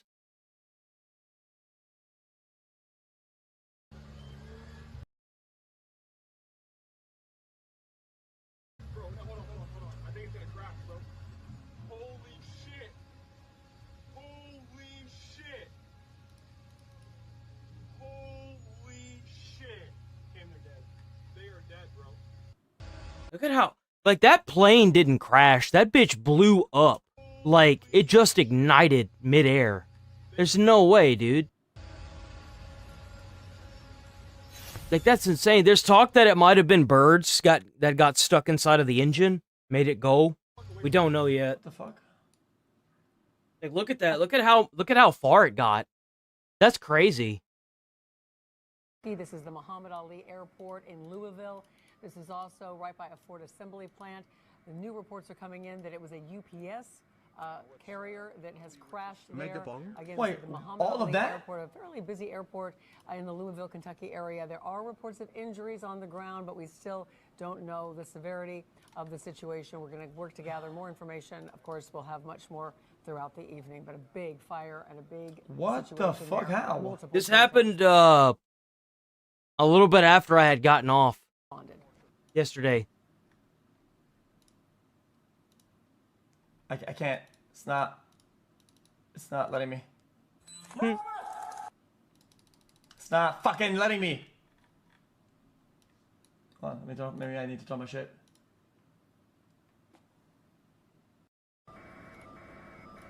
That's annoying for the ears.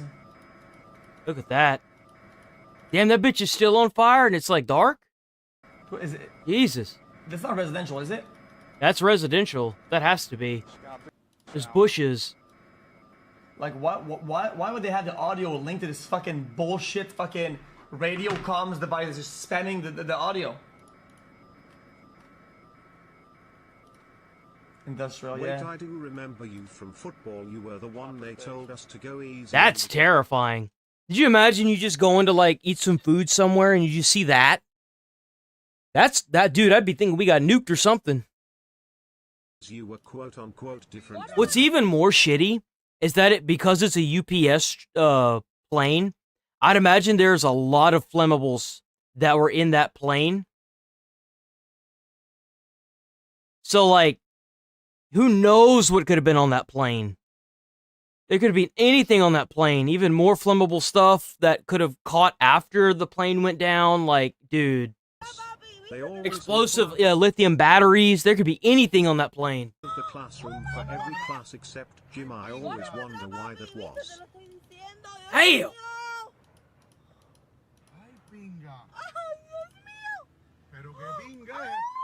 Chat, even for freight and cargo planes, usually, I mean, it's pretty rare that you get like any incidents that happen, like fucking like crashes and shit. There's definitely an increase in yeah, freight, like fucking like cargo. You fucking moron, are you stupid? Freight, yeah, freight. Are you? Freight. He's talking about a freight plane.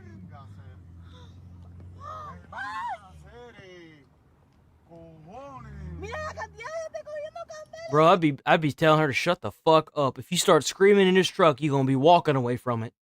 I can't stand it whenever you got a woman in something and then they just start screaming and yelling and acting emotional. You just want to walk over and slap the piss out of them and say, shut the fuck up, pull it together, get out of the way. Seriously, like, Jesus, it's annoying. Act like a fucking adult. Freight. Oh, I said one letter wrong. Oh no, guys. I said a wrong letter. No. They're making fun of him. Okay. Hassan.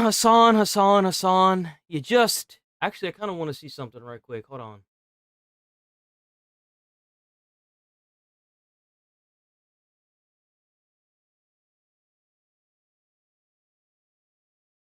Hold on.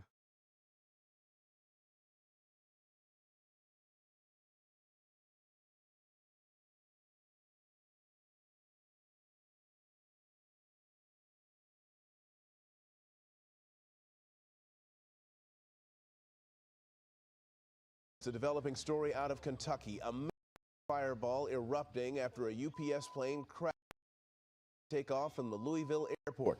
Tonight, the number of people dead rising to 7.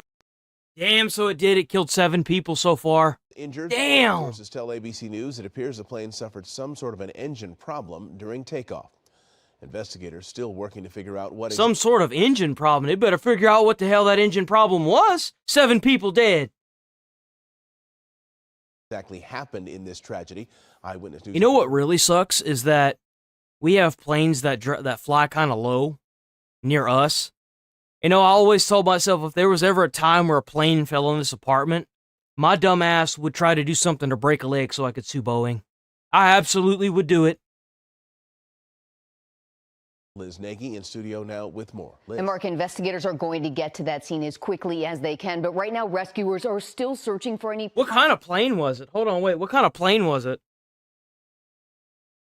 What kind of plane was the one that crashed in Kentucky?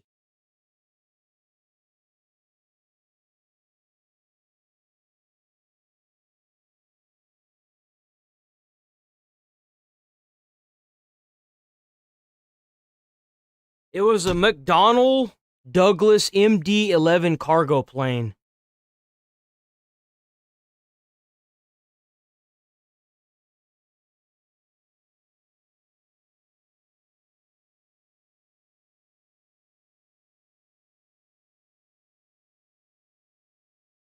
What company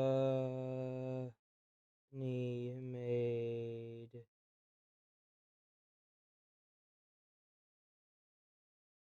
so it's not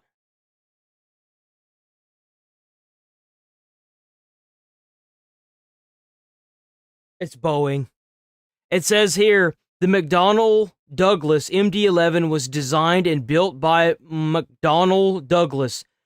Following its merger in Boeing in 1997, Boeing continued production of the MD-11 for three more years, with the final aircraft being delivered in 2001. So it was still Boeing.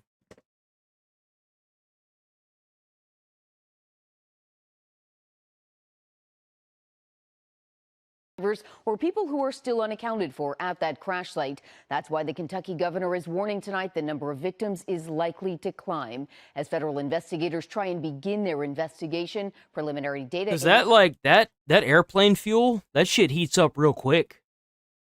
It'd be just like napalm hitting the ground. Indicates that UPS cargo plane only lifted 175 feet off the ground. Video of that crash is astonishing. Watch the top of the screen. Security Damn. cameras show a massive cargo plane partially barrel rolling across the runway and combusting into a ball of fire. The roar of the impact and the explosion that follows. Oh, bro, they got lucky they were there. They're so lucky that they're right there, dude. Holy shit. It shook the ground and rattled the air around the Louisville airport for miles. Thick black smoke spewing into the air. Bro, no, hold on. I think it's gonna crash, bro. Video verified by ABC News appears to show the UPS cargo plane already on fire as it sped down the runway, struggling to get airborne. Anybody who has seen... Yeah, watch, they're gonna blame the fucking pilots for that. It's gonna be like Sully all over again. Watch, they're gonna blame the fucking pilots. Images in the video. Bro's dead and in the fucking grave and burnt to a crisp, and they still gonna try to blame the fucking pilot. Violent this crash is. And there are a lot of families that are going to be waiting and wondering for a period of time. 3 crew members were on board the fully fueled UPS cargo flight bound for Honolulu. We're dealing with not only the initial fuel spill, but all the additional that was on site there. Tonight, hundreds of firefighters are still battling a residual fire at the crash site. And you don't just put that kind of fire out, like, because it just keeps reigniting because of all the fuel that's everywhere. So, like, bro, they're going to probably be there for at least another day. To search through the smoke for people at surrounding businesses. Jesus. Still unaccounted for after a crash. That's exactly what happened to that one plane in that foreign country. It ended up landing on that like apartment building or whatever, right? It was a Boeing. That damn. When did that? What was the flight that landed on all those houses in that foreign country? It was a Boeing plane that just kind of blew up.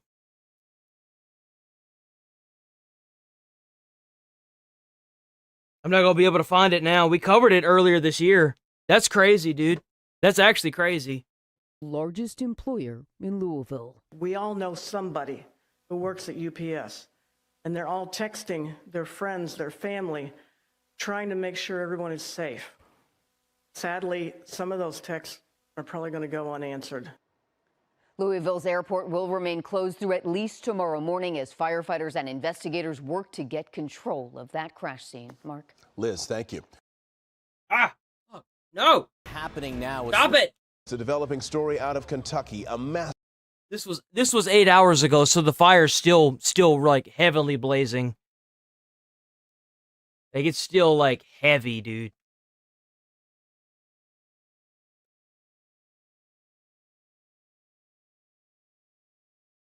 So Hassan can't seem to keep his foot out of his mouth, per the usual. Community noted again? Hassan clarifies the community noted tweet about his wealthy upbringing. I said I was broke because my parents went broke by the time I got to college, and I was broke for the first decade almost. You didn't see headlines. You saw a fucking viral tweet, brother. Don't act like you read any fucking headlines. I never said I fucking grew up in poverty. As a matter of fact, I've openly stated that I grew up fairly affluent. But if you're broke, if you're broke, usually that's an indicator that you grew up in poverty. So you just kind of shot your own foot off by saying that. You know that, right, guy? Okay, I said the same shit when I was poor. Okay, well, I was saying the shit when I was poor. When I was poor and I defended socialism. I said that when I was poor. When I was poor, I like nice things. I buy nice things. When I was poor, I wanted to buy nice things because I was dead broke. When I was dead broke. Gentlemen, a quick query. Do you mayhaps happen to know anyone flat broke and destitute, yet somehow with the means to spend his leisure strolling about golf courses? This idiotic back and forth. They're like, oh, were you lying? Were you lying about growing up in poverty? When the fuck did I say I grew up in poverty? I didn't. I said I was broke. That's crazy. Hate this shit. I hate how stupid everyone is. I hate that, like, you can't even have a fucking normal To me and Asman, we get it. We know what poverty feels like. conversation about this shit. And I hate that, like, AI articles are enough to dupe. Oh, God. His son graduated a 4-year college degree just in 2013. After enrolling in one of the most expensive cities' universities, he famously visited a German brothel while his mom also went to college and had rentals, premium education, vacations, escorts, aren't That's exactly crazy. broke. Jesus Christ. That's I make, insane. Like, 10-year doctor or like, law firm partner money, okay? For the record, at an absolute minimum, he makes that amount every month. It's going to be pretty hard That's for people insane. to think that you had it hard at all whenever you're rich now and there's a bunch of photos of you in a suit jacket. Bro, like, what the fuck is that Hassan? He looks like a little bitch. He's one of those people that you bully in high... I'm gonna stop now. I don't know anybody that I've ever grown up with that has ever had something like this. On a horse, too. Polo as a kid on a horse, all right? It's just not gonna play very well. You can't have photos like that and not think this. I mean, let's be real. Like, who cares? Okay, I'm a capitalist. You got me. Like, how about you worry about your own capital? Get your money up, not your funny up, big dog. Show him the hammer and sickle Asman. Show him! And just like that, Asman is now the top socialist streamer on Twitch. Victory! Ah, look. I keep clicking on stuff, man. Welcome back, Chase. I try not to laugh challenge. Depends on who made the video. I wish that J Daddy would make more videos. The Real Spark? I don't know who that is.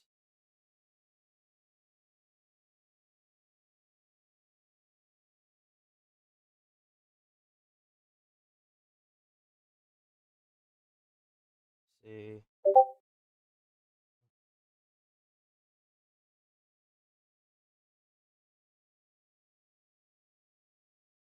Tow truck driver takes the Jesus, that's loud. car.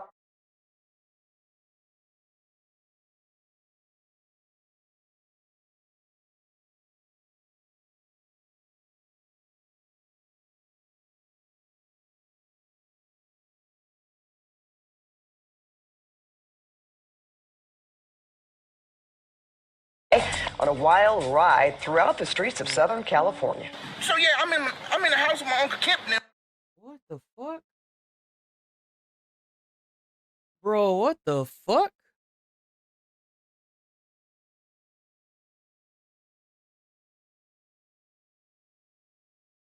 Bro, I'd be pissed.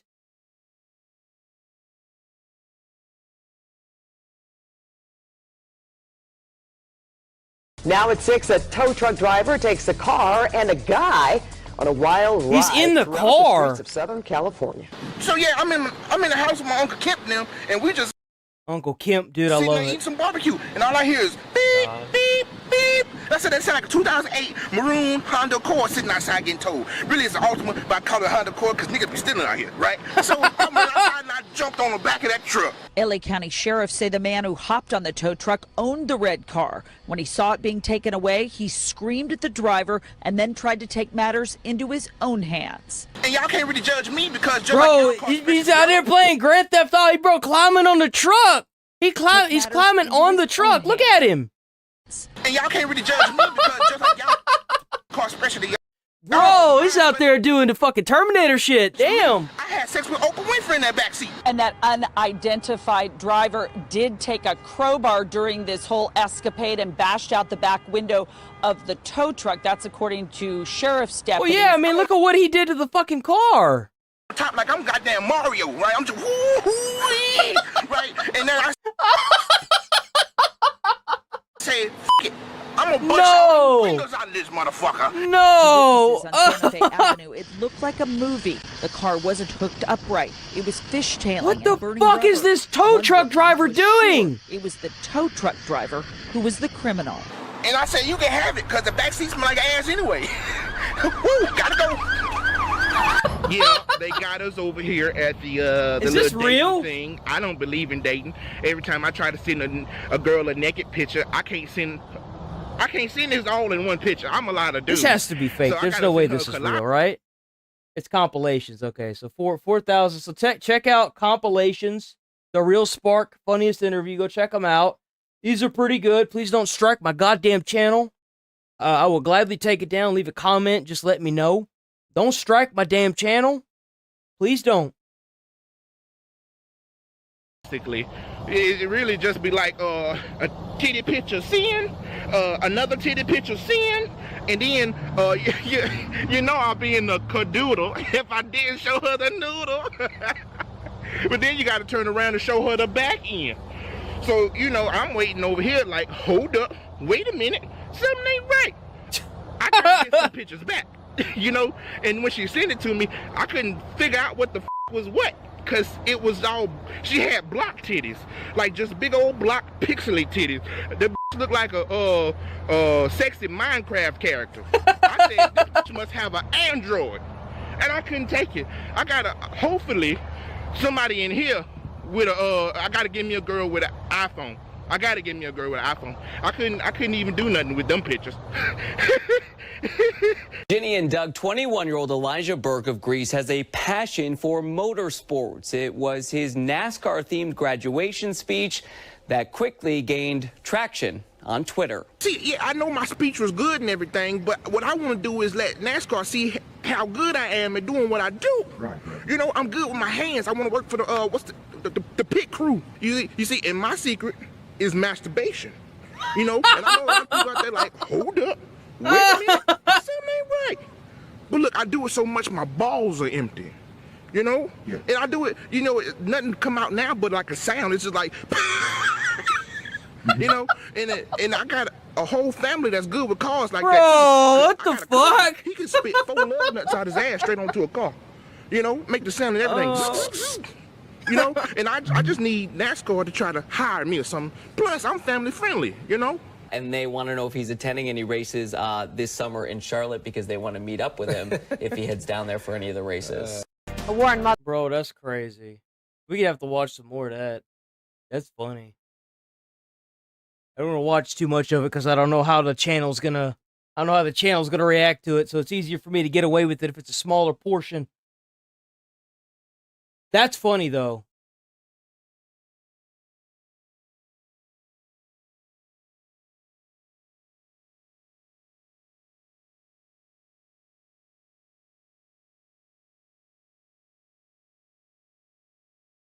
Just got himself arrested live because he forgot to mute his mic. Check out a Tozy. Check him out. He's an awesome person. Check him out. He hasn't struck the channel.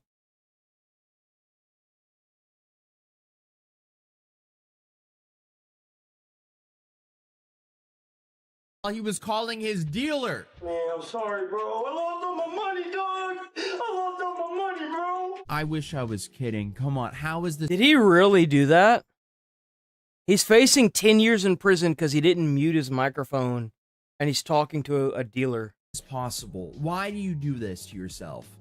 Well, today we're talking about Bossman Jack, also known as Austin Curtis Peterson, a self-proclaimed gambling king who somehow manages to lose tens of thousands of dollars, screams at his dad, and incriminate himself all on Twitch within the same week. So you may be asking yourself, who is this guy? Well, I personally found out about Bossman Jack through a clip on his live stream where he accidentally left his mic on mid-stream while ordering, that white rock like it was Uber Eats. Not the brightest thing you could do. That's but after crazy. looking into him for what, like 10 minutes, I realized, oh wow, this is quite the iceberg. Because it became very What a apparent to me that it fucking wasn't just like one dumbass, bad bro. moment. Essentially, this was this entire internet ecosystem built around his chaos. In the same way, I kind of fell down that rabbit hole with World of T-shirts. So where do I even start? Well, Austin Peterson, aka Bossman Jack, is a 28-year-old streamer from Virginia who's built his entire career off of being a cautionary tale. His content is kind of like watching watching a car crash or a slow train wreck, because you can see it's going to end in a disaster. You just don't know when the disaster is going to happen.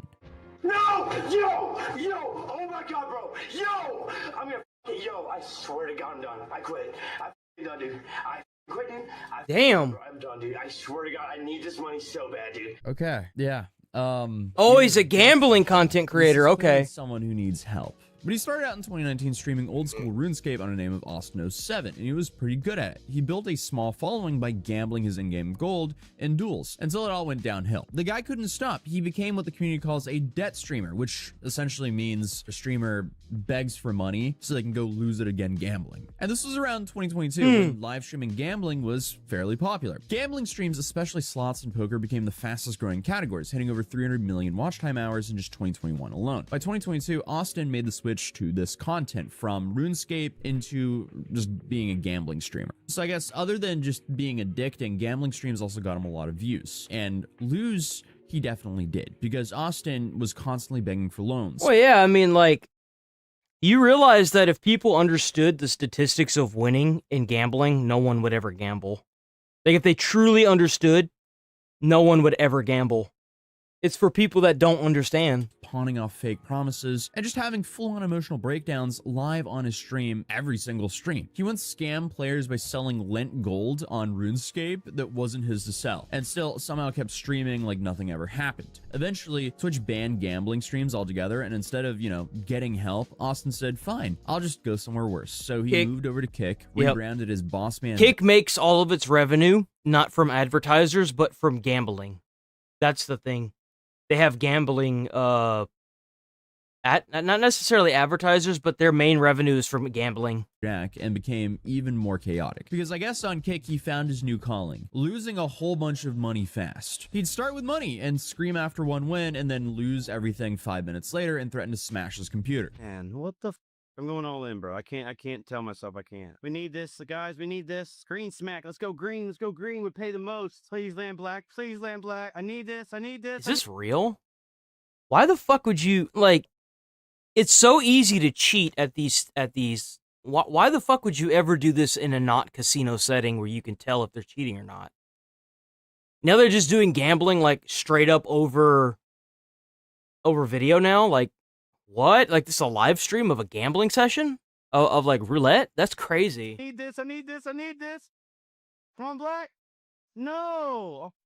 Have a good day, guys. My life. I can't believe I just lost everything, dude. I mean, it's just a very sad and chaotic cycle to watch. He's been caught on camera, punching walls, breaking doors, and screaming at his parents, who he still lives with, by the way. His poor dad, nicknamed Rat Dad by the community, can be heard in the background of half of his clips just sighing into oblivion. And sometimes you can even see his mom poke her head through the curtain and look at him while he's streaming.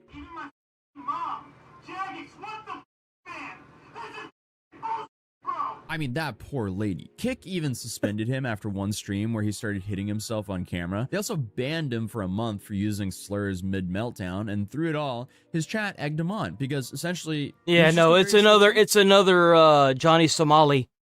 They see the self-destruction and they want to feed it. And it's really hard to look away from people like him, especially for Kick viewers. We've covered a whole lot of people who've been egged on by Kick viewers to do. Oh yeah, and the other guy, the one that Jackson guy, fucking went up there and beat the shit out of that Psycho Stu. Yeah, things for clout, to put it lightly. But this is just alarming because you're literally watching a guy completely destroy his life with his addictions. I lost again. I just lost it all. Oh my. But also, this goes Bro, what do you think is going to happen when you gamble?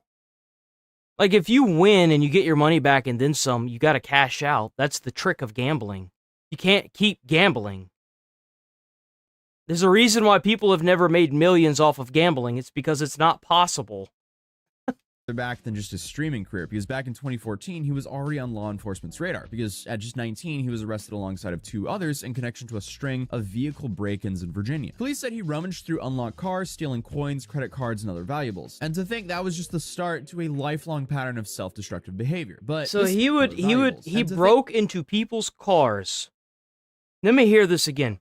He broke into people's cars to steal trinkets and pocket change. think that was just the start to a lifelong pattern on cars, stealing coins, credit cards, and other valuables. Oh, And credit to think cards, that was I just mean. the start to a What, lifelong coins, guy? Coins. Come on. Coins?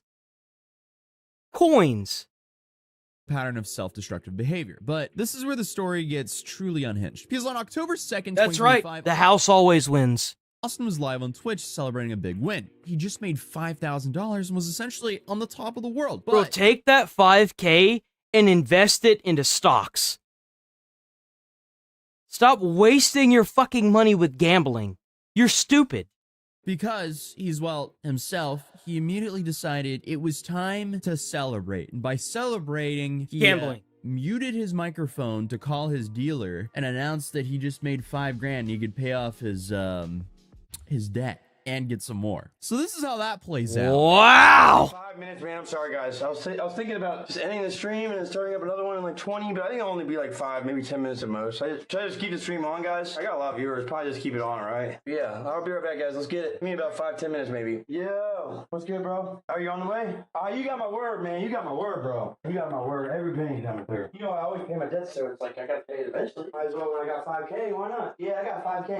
That's just over half, man. Think about it. But yeah, I'm coming up taking my debts at the rush. I'm gonna go out there already. Dude, this is why you say no to hard substances. My hat that's actually super relevant to this. Out of all videos, I should be wearing this hat. The right hat is on. I don't know why I didn't start this. Dare to video be with this hat different, on. I actually bought dude. this hat as a gag from a street vendor, and I'm not even sure if like the quote is 100% accurate. I don't know if that's the original. I don't know. I just saw Dare and I was like, oh, I remember that thing from way back when. That's Yeah, a cool hat. right. Anyway, I digress. A lot of sidetracking going on here, but he finishes the call. He comes What back. was and the realizes- original statement for that? Hold on. What was the original saying for Dare to be different?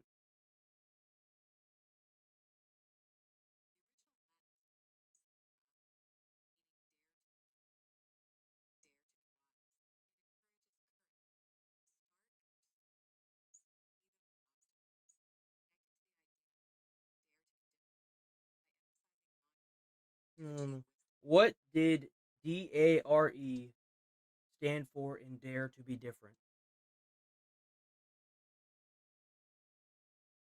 So the acronym is used to refer to a drug abuse resistance education. Drug abuse resistance education is what it stands for. The chat is spamming, bro, you forgot to mute, you're live. He then starts saying this is all about crypto and that all of them are just idiots for thinking it would be anything else. No, it's not. No, it's not. Oh my God, bro. Bro, who the is doing this to me, bro? Who the is doing this to me? That's somebody I borrow money from you. It has nothing to do with you guys are actually idiots. That's not what I'm talking about. My mic's on. I don't give a all I give a about What that, an bro. idiot. I have nothing to hide, bro. You're dumb. You guys are dumb. Yeah, sure. Just a crypto transaction between you and your guy swapping in the garage. There's nothing. Yeah, you can just get Robinhood for that, right? suspicious about that at all. But fast forward just a few hours and the police show up and he was arrested for felony drug They possession. actually arrested him for that. Get fucked. Reportedly with that white rock. And what makes things even worse is he was already on probation. So under Virginia law, Damn. that's a class 5 felony, which covers Schedule 1 or 2 substances, and the sentence is about 1 to 10 years in prison, or up to Damn. a year in jail plus a $2,500 fine. So now, not only is he facing prison time, but he could also lose the suspended sentence from his earlier cases. Basically, the courts can unfreeze his old time and stack it on top of the new charge. Ironically, he might have just gambled away his freedom. But like pretty much everything else I cover, it keeps getting worse because the entire conversation was clipped, reposted, and dissected by his own detractors. There's Oh, literally no. an entire Reddit forum and YouTube channels that track every meltdown, every arrest, and everything that this guy does. Essentially, Dumbass. he's what you call a lol cow. I don't think he's reached Chris Chan levels yet, but I want everything about my house off the internet. he's definitely up there. But this community pieced together the entire timeline, showing that just hours after the hot mic call, he was booked into jail. So there's even a theory that his own dad, Rat Dad himself, might have actually called the cops after seeing Austin meet his dealer at the family house. And honestly, Damn. if your 30-year-old son is live streaming felonies in your garage while screaming at you about losing $700 in the regular, Yep. while gambling and actively using, I mean, I don't blame them. That's an absolute nightmare to be around. You don't want that in your house. Yo, chill out, bro. Yo, chill out, bro. What the f you doing, bro? Even you just saying that, you're an idiot. You're dumb. Don't do that. I'll stop smoking. Goddamn, bro. Fucking her, bro. The fucking girl, bro. Get out of my room. Get out of my room.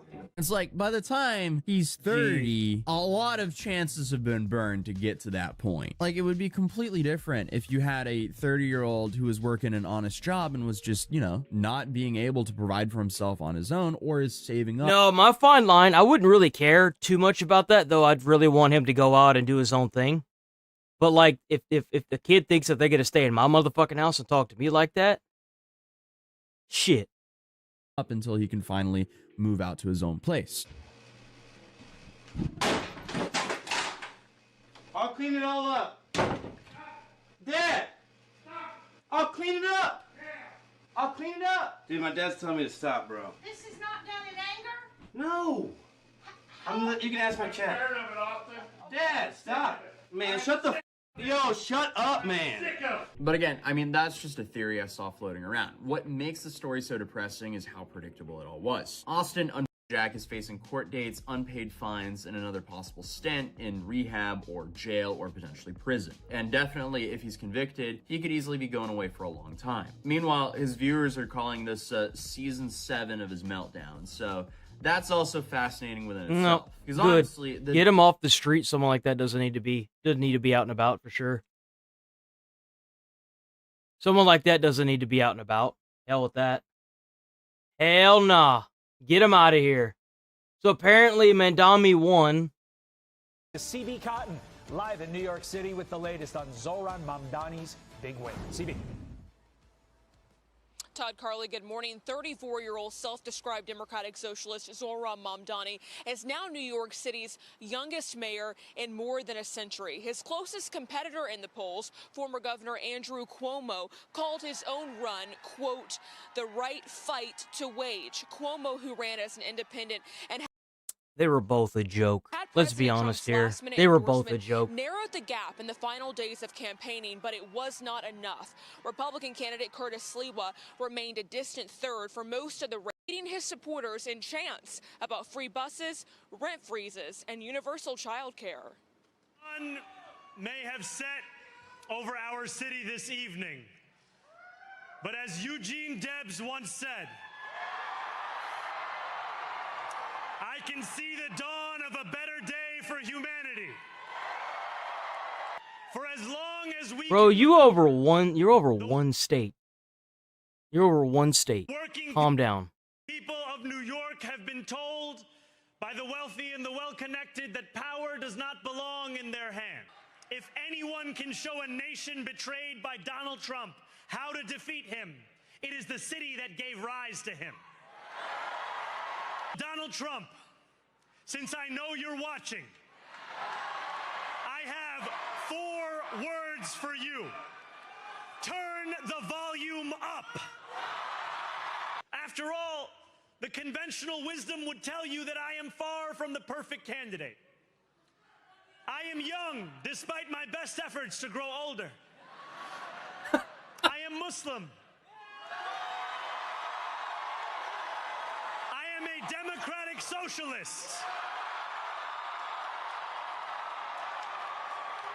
And most damning of all, I refuse to apologize for any of this. No one asked you to apologize for any of it. What the fuck are you talking about? Right? Okay, so last night, the race was called for Mamdani with 50.4% of the vote. Todd Carley, back to you. All right, CB Cotton live for us in New York City. CB, thank you. Let's bring in Wall Street Journal editorial board member. What a fool.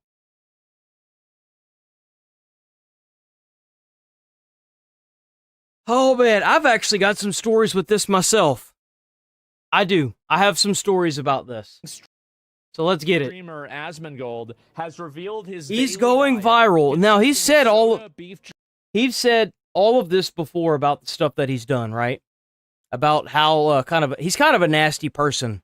He is. But he's a dude, and I kind of respect it. But I've got my own stories to talk about when it comes to this. But he said all this stuff before, but recently he talked about it again, about his diet. And to be quite frank, Bro's living the best diet ever.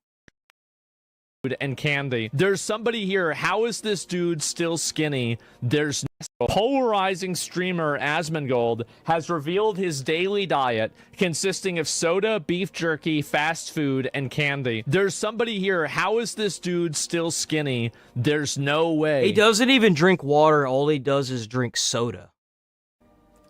See, the mind of a fatty can never even process my existence. See, being fat is a mindset. It's a frame. This is the way that people exist, right? It's a self-reporting fatty. Yeah, you can tell that. And look at this here. Look how many. You know what's crazy is whenever I had my apartment, the majority of my diet was junk food. I ate Sonic every night. I had junk food out the ass. And I had sugary goodies, right? The minute I started eating rice and chicken and all that shit that they said was healthy for you, I immediately started skyrocketing in weight. Immediately, instantaneously. Things that they've diagnosed themselves with. Oh my God.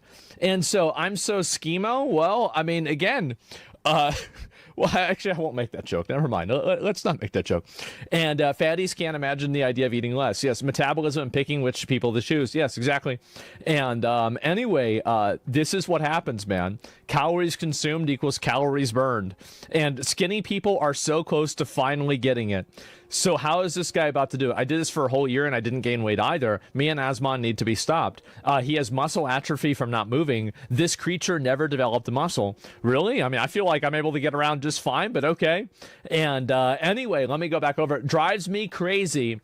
It drives me crazy how people associate junk food with being overweight when all it has to do is your calorie intake. 32,000 likes on this, by the way. The mind of a hog cannot even comprehend the idea of a caloric deficit.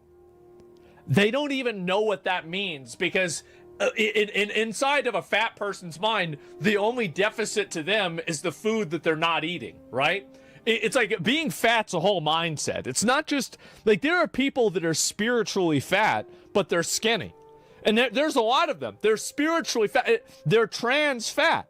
And you might think that's not true, but you know it is. You know it is. And you start thinking about this. Off hog, yes. This is their own culture, right? They're trans fat. Do you like eating junk food every day? I like eating what I like eating, man. That's it.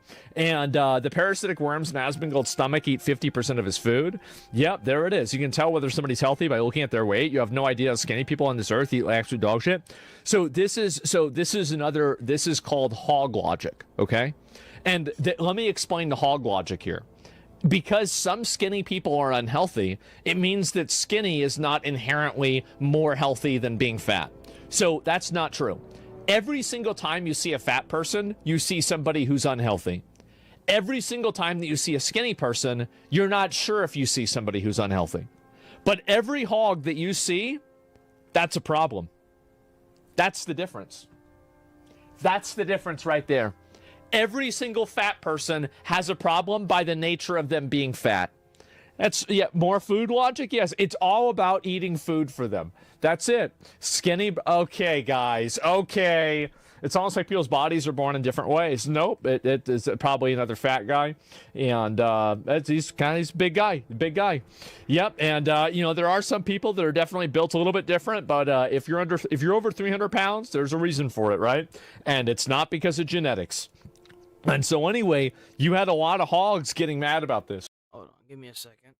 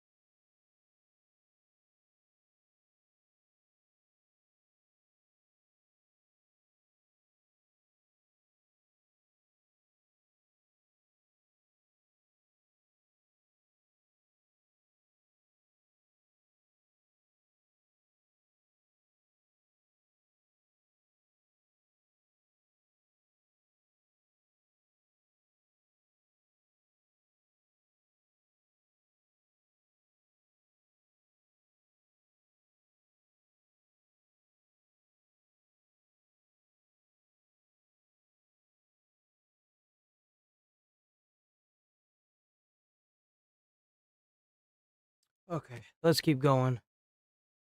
His logic for not getting fat is amazing to me.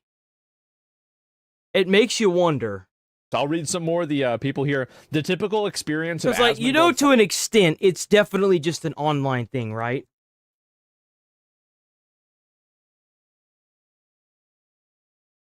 Well, that's what's crazy is, like, I didn't start gaining weight until I started eating, like, home-cooked meals. Straight up. I would eat candy and cakes and ice creams, and I didn't start gaining weight until I started eating home-cooked meals. So it makes me wonder. Farting near you. Ew, I don't know about that. It's gross. And when both of his legs get amputated due to high blood sugar, you know what's going to happen whenever I have that happen? This is going to be me. Yep.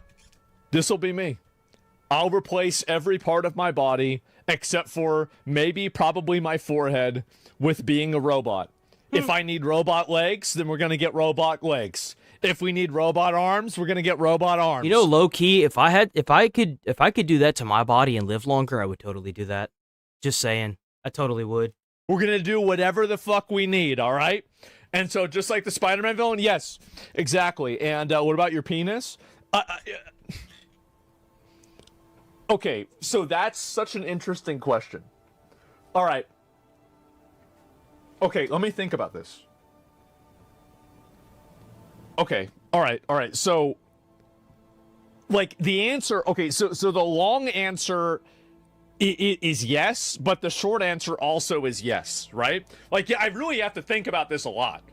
Because, yeah, it actually is true. Yeah, 100%, right? We can get... Yeah, it's not about make always hard. Well, no, that's annoying. Like, what do you mean? It's super annoying. And so, yeah, this is what's going to happen, imagine if your peen was just always hard. That would suck so much.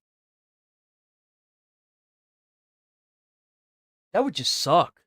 And so, yeah, after they have to remove all of my organs and everything because of failure and diabetes and all, it's okay. I'm just gonna replace them with pieces of machines, and eventually I will become a machine. That's the goal. And when I talk about penis, well, I just have to really think about it a lot, right? I mean, that's it. It's just really complicated. Asmongold, when he touches a vegetable, that's actually true. And this is low-key how I ate in my early 20s. Asmongold diet is really crazy. This cunt doesn't shower. He drink water, exercise, clean, or eat healthy, and he somehow is skinny, alive, and having half the fucking internet listening to his rancid opinions. You realize that this guy, he brags about how he doesn't take normal showers. He takes a knife and he scrapes the skin off. Like, so like he let his teeth rot out of his head, and so he used to raid a lot in World of Warcraft. He said that a tooth broke in his mouth that didn't allow him to talk, right? So he went into the next room, grabbed pliers, and broke the tooth so he could talk during a World of Warcraft raid. That's right. That's right. Easy, man. Yep, so mad. Well, do you want to know why they're mad? It's probably because they're fat. They're probably fat in real life. That's the issue, is they're fat. And so, like, really, it can't be long now. Well, maybe you're right. I don't know. And let's see here. You're tired of winning yet? Yes, exactly. Amateur artist. Well, of course he's an amateur artist. I mean, they all are now because of AI. That's just the way it is. Asmongold age, about 35. That's right. I don't hate the guy. When I listen to clips on him, he always sounds reasonable. So I hate this man viscerally. Viscerally. I hope he gets the worst diseases imaginable. Ooh. Jesus. Oh, man. I think he just makes up all this shit to maintain some level of goodwill with his audience. If they didn't think of him as a pathetic, near high support needs man-child, they'd realize he's just some rich asshole like all the others, and they'd turn on him pretty quickly. For sure, guys. Absolutely. Yep, there it is.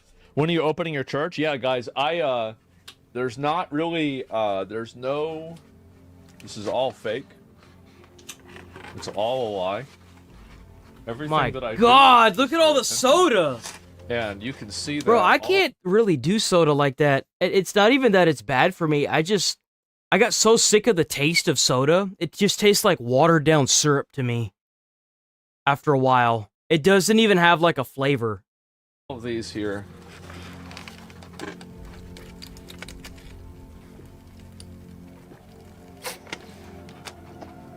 Are just for me.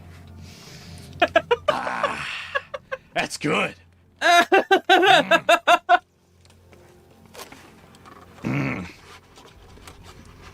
Bro. Oh, yeah. And this is from the last 2 days. Actually, last day and a half, excuse me. And, no, two and a half days. 2.5 days. Never mind. It's 2.5 days. And I can also, people might wonder, do you ever drink out of the wrong one? No.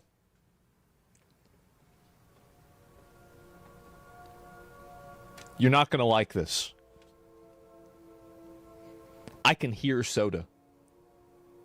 I done heard it all now, boys. I done heard all of it now. I heard all of it now. I don't think there's anything in this world I haven't heard. You know, I kind of get that. Because if you, like, pick up a soda, you can hear it fizz. If it's fresh. If that's the only way that makes sense. Is if he picks it up and it fizzes, right? That's the only thing that makes sense.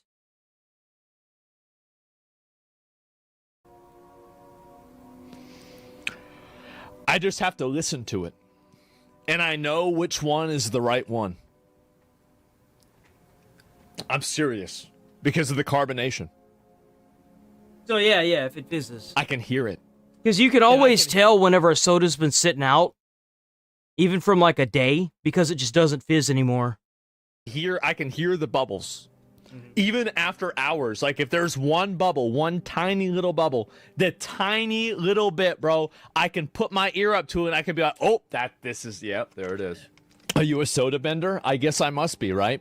And yeah, that's the actual reason why you didn't do well on Soda Poppin's taste test. That's because, so I didn't realize how badly my taste buds were fried until I remember, so I did this thing. Let me see if I can show this, okay? Asmongold fruit tier list. So this is obviously, you know, one of the most popular videos Emeru's ever done. It's about me. I mean, of course. But anyway, so you go and you look. Where's the lemon here? Is this the lemon? Yeah. Blueberry, that raspberry. Like, this is like, I'm being attacked. But, like, this was just, like, eating something that's nasty. Yeah. Yeah, so, like, that's not that big of a deal. You know what? I think we should try the lemon. Bro, these things are dangerous. I'll give you a thin piece, Osmond. Get ready. This is for you, Jacob, and all your hard work. This is not my idea. Oh, God.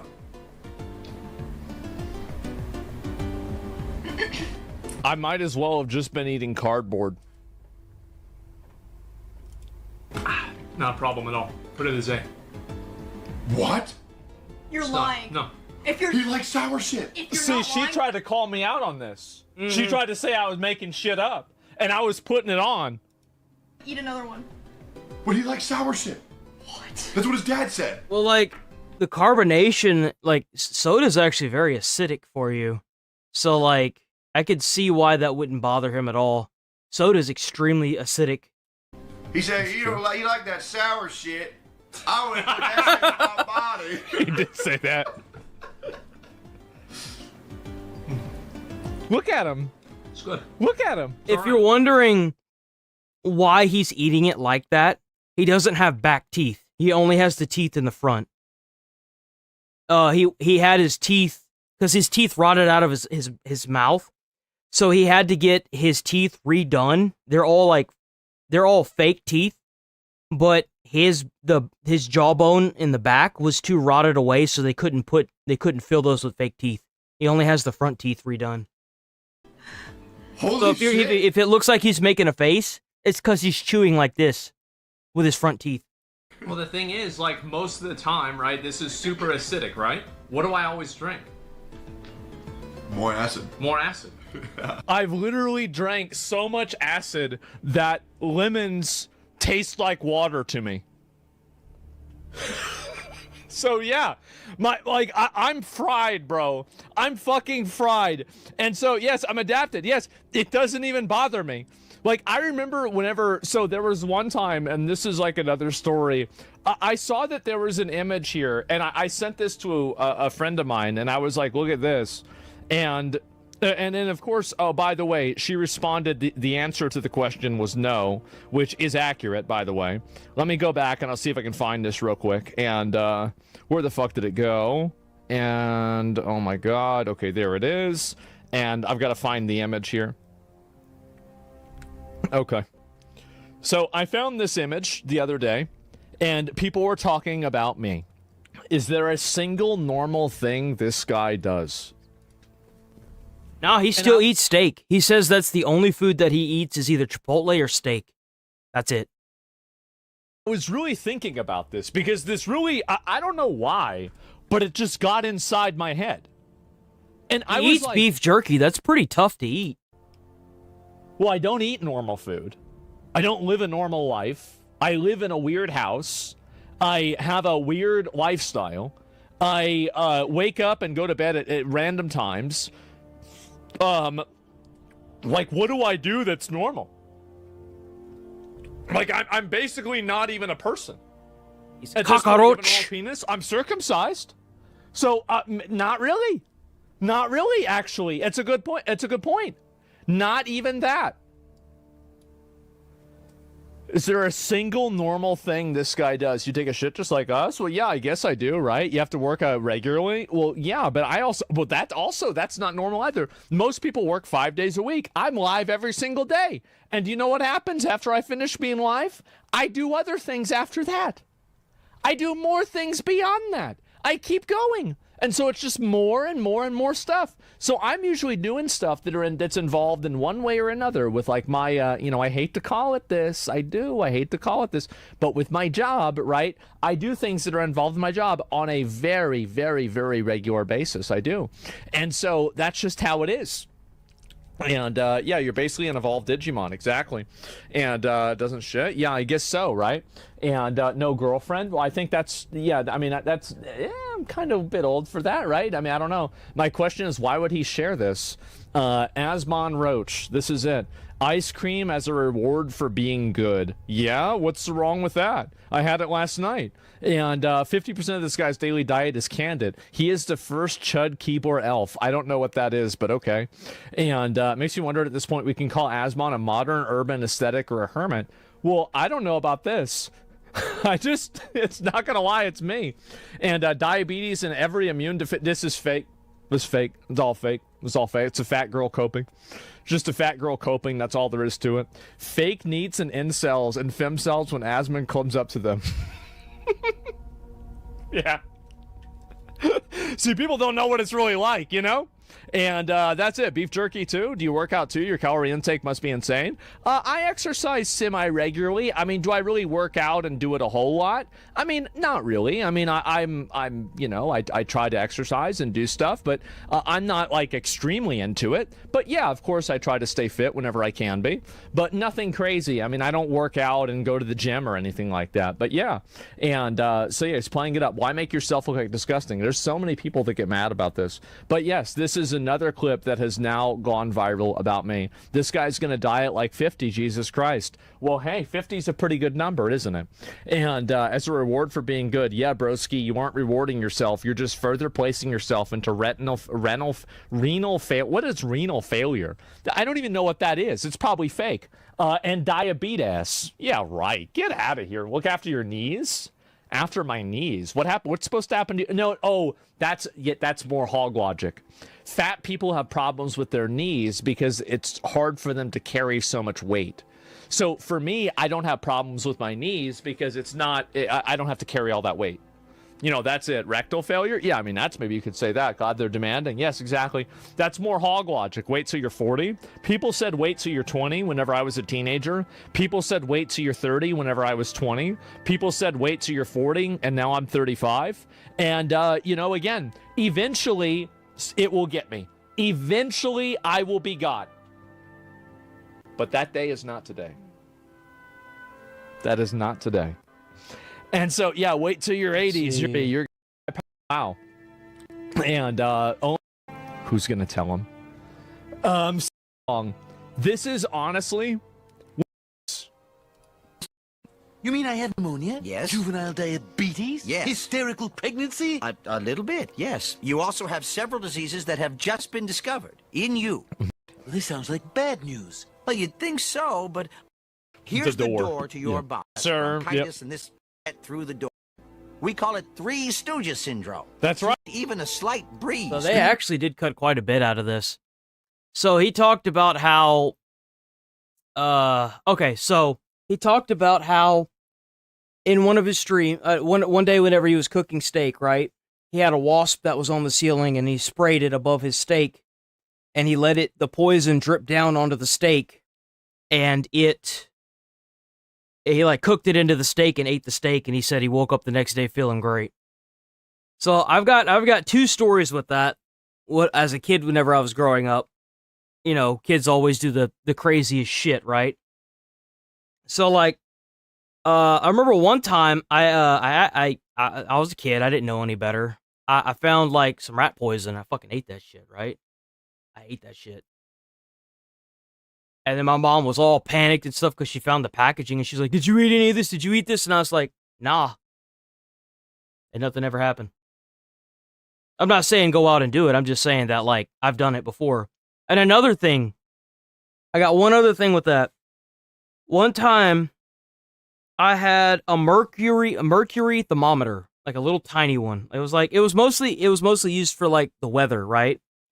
And I'd broken it off of something and I was just, you know, outside playing and I just had it in my mouth, right? Because I was a kid. Because fuck it, you know? Why not? Because I always liked the way thermometers felt underneath my tongue. I liked the glass feeling of it. That I was doing something and it broke in my mouth. So I had like mercury in my mouth. And I think I swallowed some of it. I think my side hurt a little bit, but then like I was good. So yeah. I've told those two stories to my fiance, and she was like, "You're fucking crazy." And I was like, "No, I was just a kid. Just a kid. Straight up. Just a kid. Nothing happened, so." I didn't find out until actually pretty recently how deadly mercury was.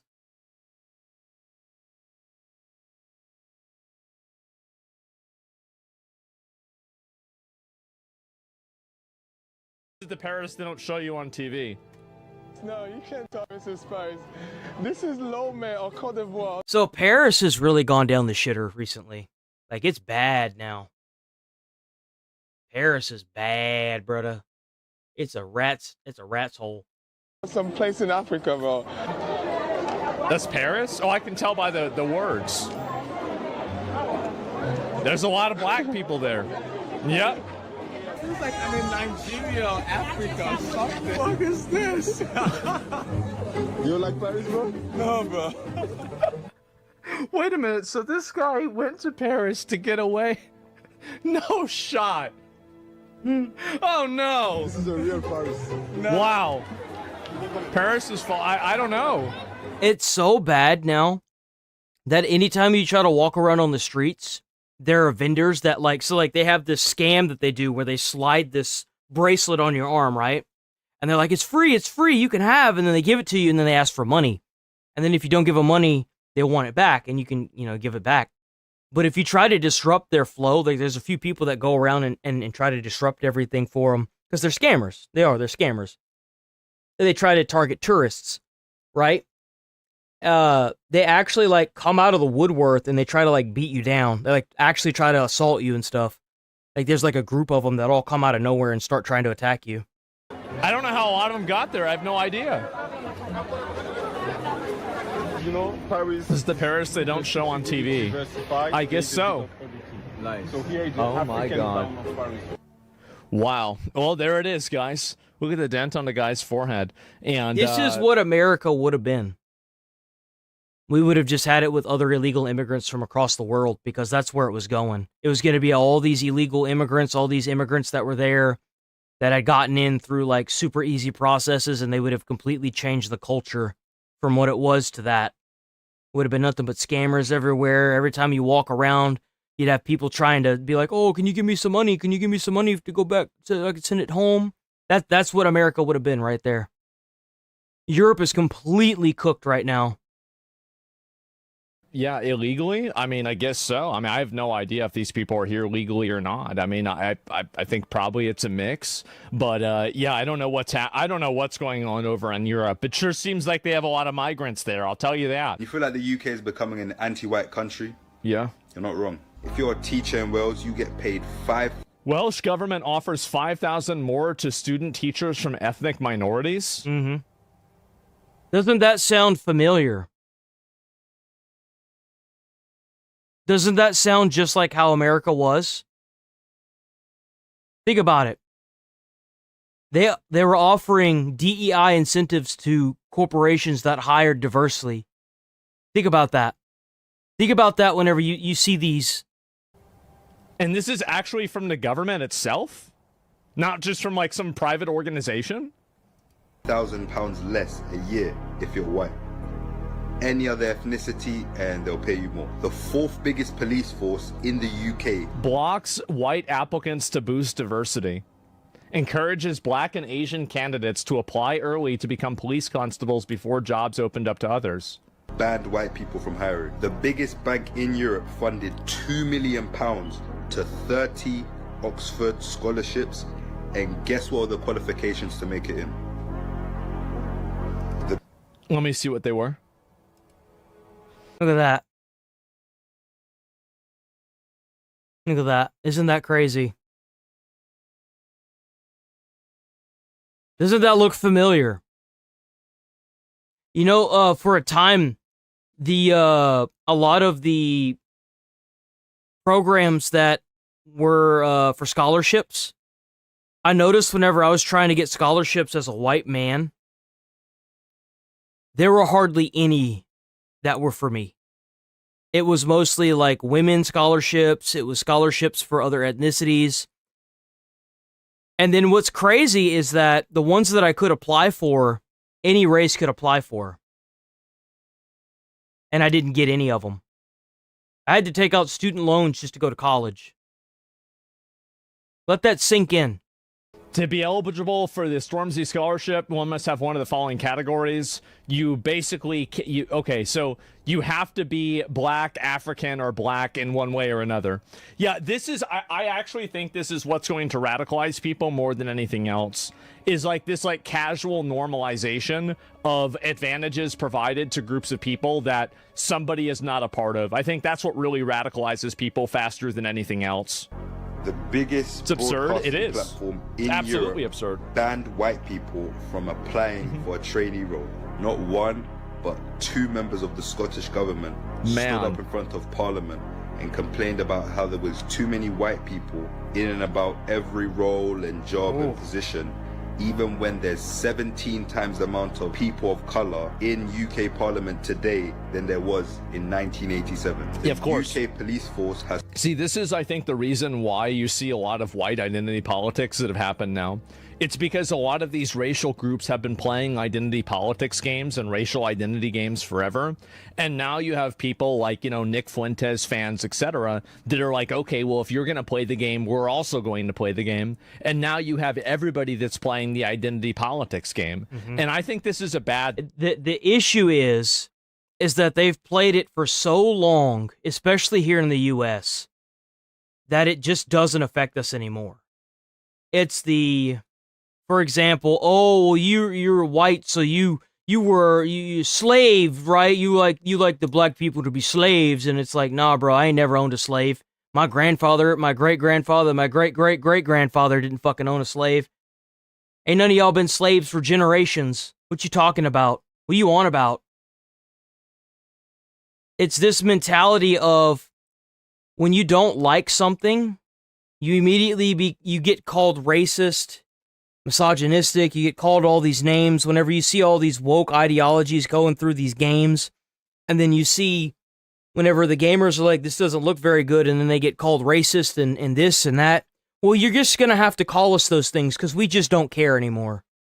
Whenever you sling these words around so much that you're radicalizing people on both sides because of this language, it just doesn't matter anymore. Because when you radicalize enough people, you're going to get extremists, and extremists are what's causing all the problems with all of this. Thing. Like, I know that identity matters and people want to have their identity reinforced and everything like that. But the moment that you start adding privileges and benefits to being of an identity, well, then you're going into very dangerous territory. And I think that's very clearly what's going on here, right? They might not like it. Yeah. You want to advocate that something's racist because of your identity or your gender. But how can you say that when what you're doing is alienating white males? That makes you racist.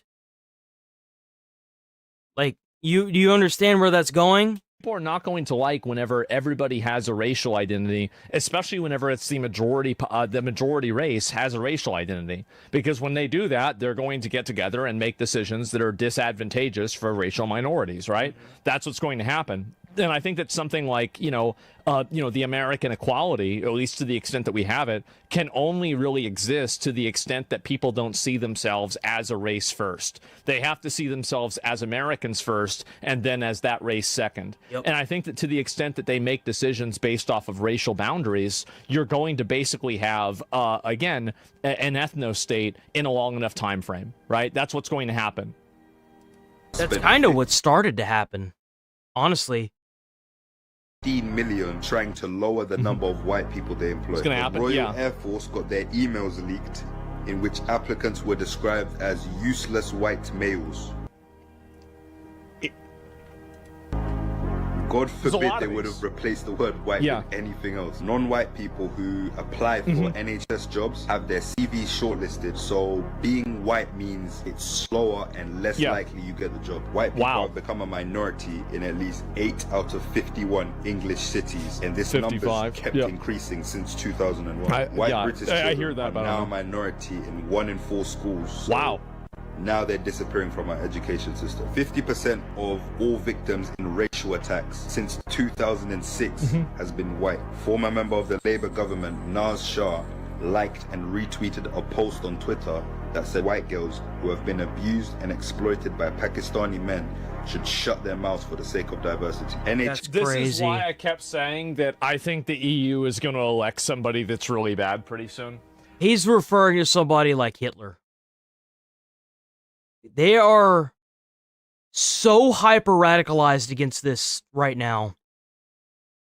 I can see there being another dictator that tries to conquer the world getting in power in EU right now. I could see it. I think this is radicalizing so many people. It's radicalizing a lot of people.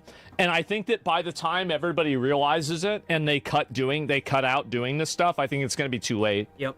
I do, and I think you can see the reaction, just very, very recently, the reaction to, for example, Ben Shapiro's video that he did yesterday, talking about how bad Nick Fuentes was, and it's like Nick Fuentes talking about, all the racist stuff and sexist stuff, and then all of the comments are just agreeing with him. They're just agreeing. They're like, yeah, we actually do feel this way about, black people or about, Muslims or something like that. And I think that whenever you're in that situation, and they've put themselves in that situation. They've put themselves there. That's it. That's the thing that really kind of makes you lose all empathy for this, is that if it was a white male calling this out at a job place, you would be called, like this guy said, the useless white Air Force person. And you would lose your job and your livelihood. You'd probably be dishonorably discharged from the Air Force for that. And that's the thing, is that if this radicalization causes another person like Hitler to come into power, there's a good chance they're going to be victorious, because you have cultivated a bunch of people that have no sympathy for you because they've lost their livelihoods to that mentality, and they want to kill it like it's a cancer. That's bad. That's what Asmon's trying to say, is that if somebody like that gets into power again, there's a chance he may have ultimate power. There's just going to be too many people that are going to agree with him. Playing these games, by doing this stuff, it is totally radicalized people. Absolutely.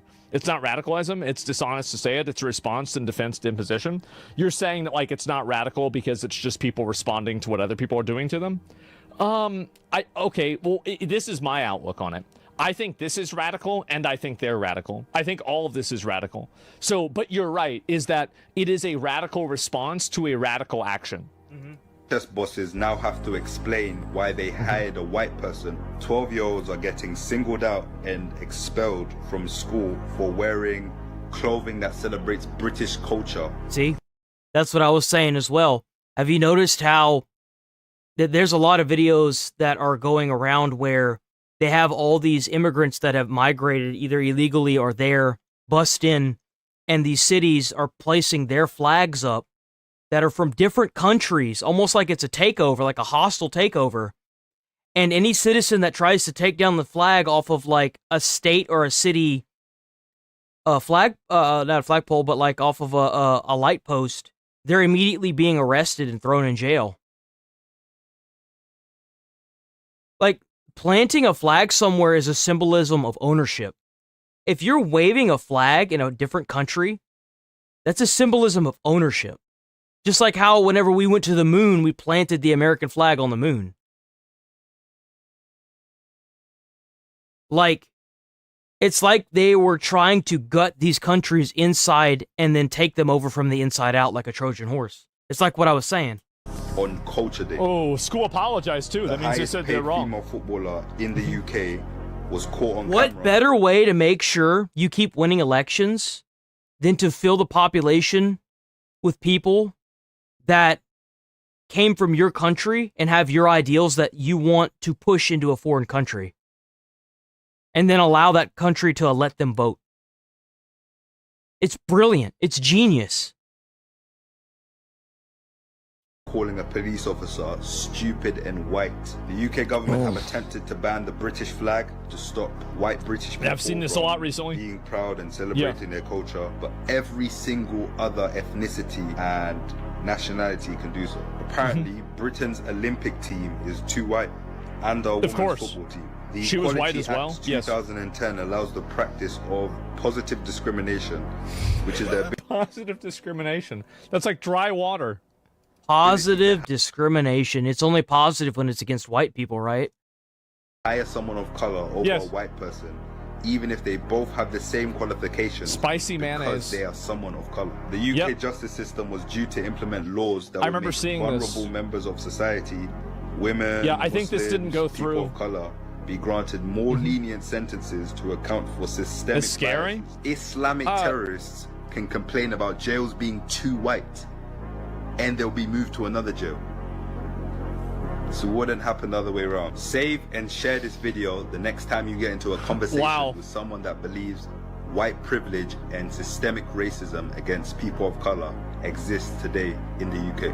And I think that the reason why, I mean, this guy's smart for saying this too, because I think that really a lot of people that are minorities in those areas realize, and they see where this is going, right? They see how this is radicalizing people. They see how everybody's getting mad about it, etc. And when it gets bad enough, then you are going to see people start popping off, people getting elected that are genuinely racist and being negatively affected. Damn straight we do. Yeah, and I respect this a lot because, again, I think that really it's not about really what identity you are. It's about you don't want to have a system and a culture that allows the denigration of one group of people exclusively, right? And if you have that, you're going to have that group of people that are just very extremely angry. Like, I'll give you a great example, right? I don't know if it's a great example, but it's an example. And it's like a lot of black people now, even here in the United States, have resentment to white people for things that had happened generations ago. Things like slavery or things like Jim Crow or segregation.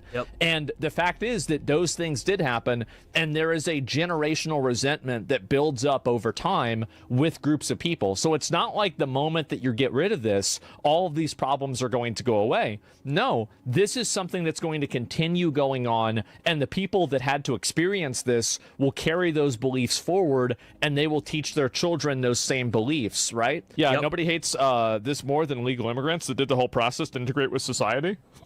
Well, yeah. Well, yeah. Well, that's why you have people like Arnold stepping up, Arnold Schwarzenegger stepping up saying, you know, it's not okay that you're doing this. You have to get here legally. There's a process to it. It's a privilege to be in America. It's not a right. And then because the illegal immigrants are the ones that are getting lumped in with these bad actors. I think that's the reason why illegal immigrants have such a big problem with it, right? And Tony Robinson acquitted for all of all charges under the Terrorism Act. Well, good for him. He was charged for terrorism because he refused to give his phone's PIN number. What has been the outcome? What has been the outcome? The outcome has been found that this guy's been. I feel like we've been talking about this guy getting arrested for like 10 years almost. Police discriminated against me based on my belief and my political beliefs. Now, my grievance now. Well, not my grievance. First of all, thank you, Elon Musk. Thank you, Elon Musk, because if it wasn't for Elon Musk, why is it took an American businessman to fight for our justice here and our fight against terrorism charges for journalists? Yeah, true. Now, over there in a minute, it's going to come the journalists, the mainstream media. Go back now. If you want to see if you can trust the media, go back now and read the media's. Read what they said about this trial. When I was on trial, read what they said. Read the headlines, read the news that they gave out, and then read the judge's judgment. Right? Because all those journalists sat on that trial, they knew the police acted unlawfully, they knew they acted illegally, they admitted it in court, and none of the journalists told you that. None of them. You should never trust mainstream media, like Fox News and stuff, and CNN. You can trust it to an extent, but don't go head over heels believe in every single thing they post. Even whenever I see things, I always take it with a grain of salt. And the reason for that is because they're going to word things in a way that doesn't condemn them. It spins a narrative in a way that suits their benefit. Everything in mainstream media is always going to be biased. And even sometimes when it comes to this, like, I'm going to be biased for Americans. I'm sorry, but I'm an American. My grandfather fought for this country, and my grandfather was just about the only father figure I ever had, and I lost him whenever I was 7 or 8. So you'll have to forgive me if my patriotism runs in my blood.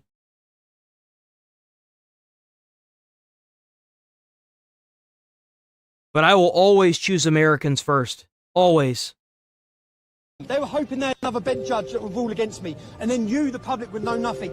That judge's verdict is a slam down against the police. An absolute... Read what he says, yeah?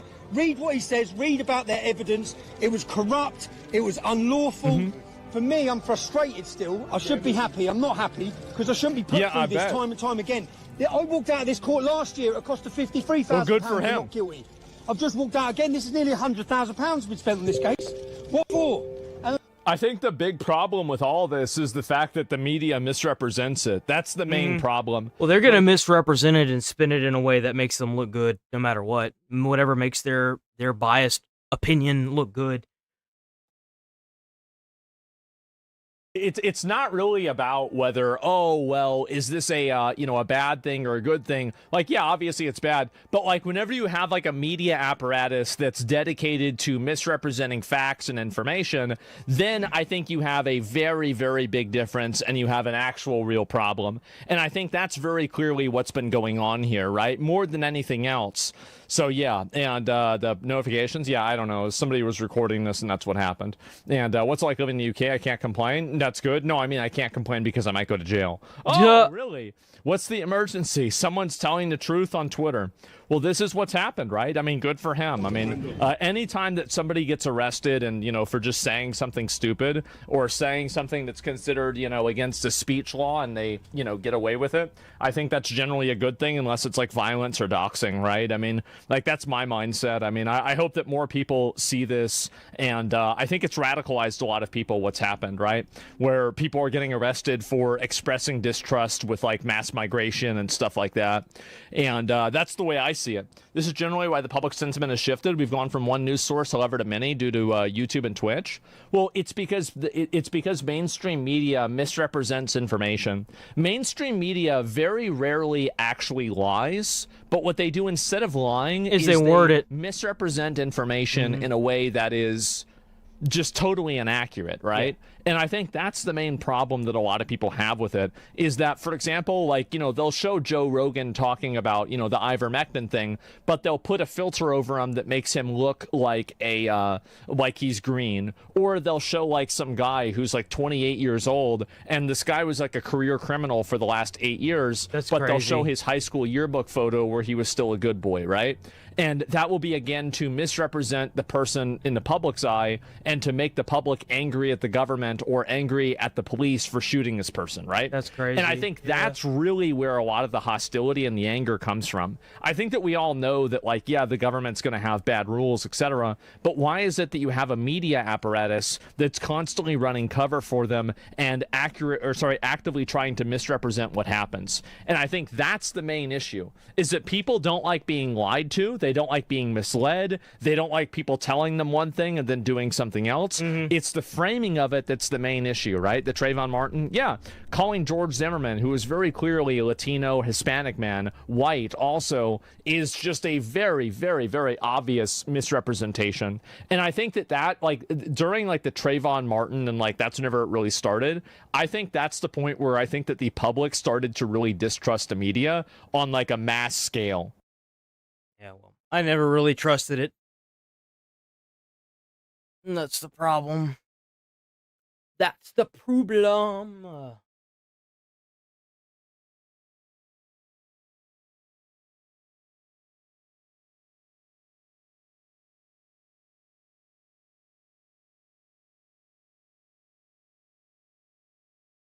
Come on.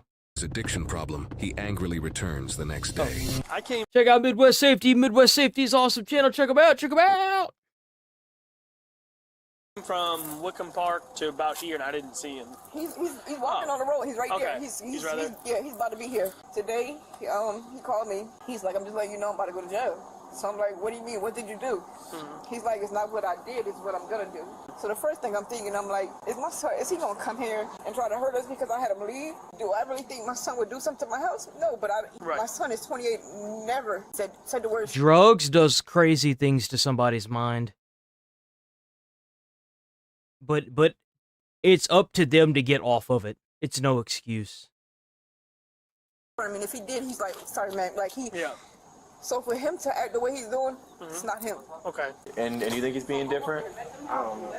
We'll see if he comes walking up. If not, we'll try to go just talk to him, make contact with him, see what's going on. He did say if he gets approached in the wrong way, that he's gonna go ham. Okay. Just so you know. Hey Murph, we'll go holler at him. He's right here. Yeah.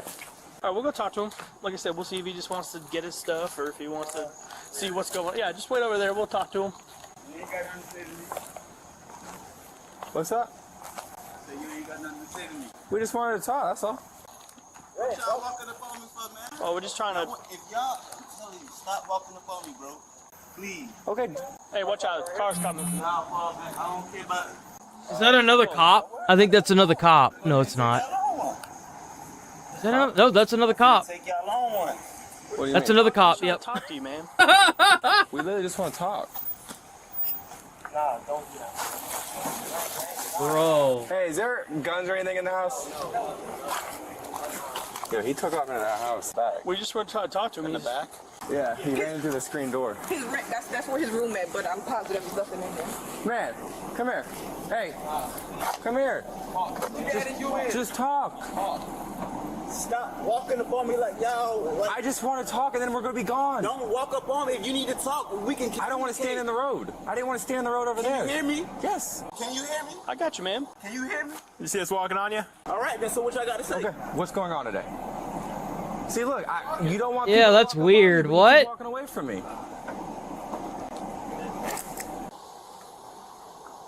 Do you see what I'm saying? I'm coming to you. All right. So what's going on today? And then we'll leave. You gotta tell me what's going on today, and then we're gone. He's not going. He's trying to go around to his truck again. Y'all tell me what's going. Okay, you want me to be honest? Apparently there was an argument, and then now we're here. Okay. Yeah, I mean, I guess. You was here yesterday? I wasn't. We were off yesterday. We were off. So I guess Mom was trying to take you down to like Circles of Care or something, and she's concerned for you. That's all it is, man. How old I am? You're 28, bro. You grown man. That's what I'm saying. Well, you ain't no kid, bro. That's why we're just trying to talk to you. Okay, so to just talk to us. I ain't got. It's nothing for me to say to you. Okay. So Mom's just concerned. Okay. Did you want to go down to Circles of Care? No. No. Okay. All right. Do you Simple as that. Do you want to hurt yourself? No. Okay. We have to ask you these questions this year. Okay. Look, do you want to hurt yourself? No. Okay. That's all I got to say. Don't ask me no more questions. I ain't got nothing to say to none of y'all. Are you guys gonna fight if you go back in there? Who wanna fight? Your mom's upset. I mean, yeah, mom's upset. Do you want to grab some stuff or something, man? Is that all you want to do? Y'all done? No, we still got to talk to your mom. She's the one that called us, man. So that's why we got to talk to her. That's all. Okay, well, I'm finna sit here and see what she got to say. Well, no, if she wants to talk to us over there. Whatever you talking about, if she want to talk to what? Do you pay rent? Do you pay rent here? I don't gotta pay rent nowhere. Okay. Sounds like she wants to. Do I pay taxes? I don't know. Do you? Ask you that. I'm saying, do I pay taxes though? I don't know. Do you? Who you work for? Melbourne. No, you work for. Yeah, we're Melbourne. Melbourne. And then who does the branch work for? Melbourne. You signed the oath, right? The Constitution, all y'all. Right. I didn't sign the Constitution. How you ain't signed the Constitution and you a police? It's not part of the job. So if you don't want to ride down the Circle camera, man, are you just... What did that say up top?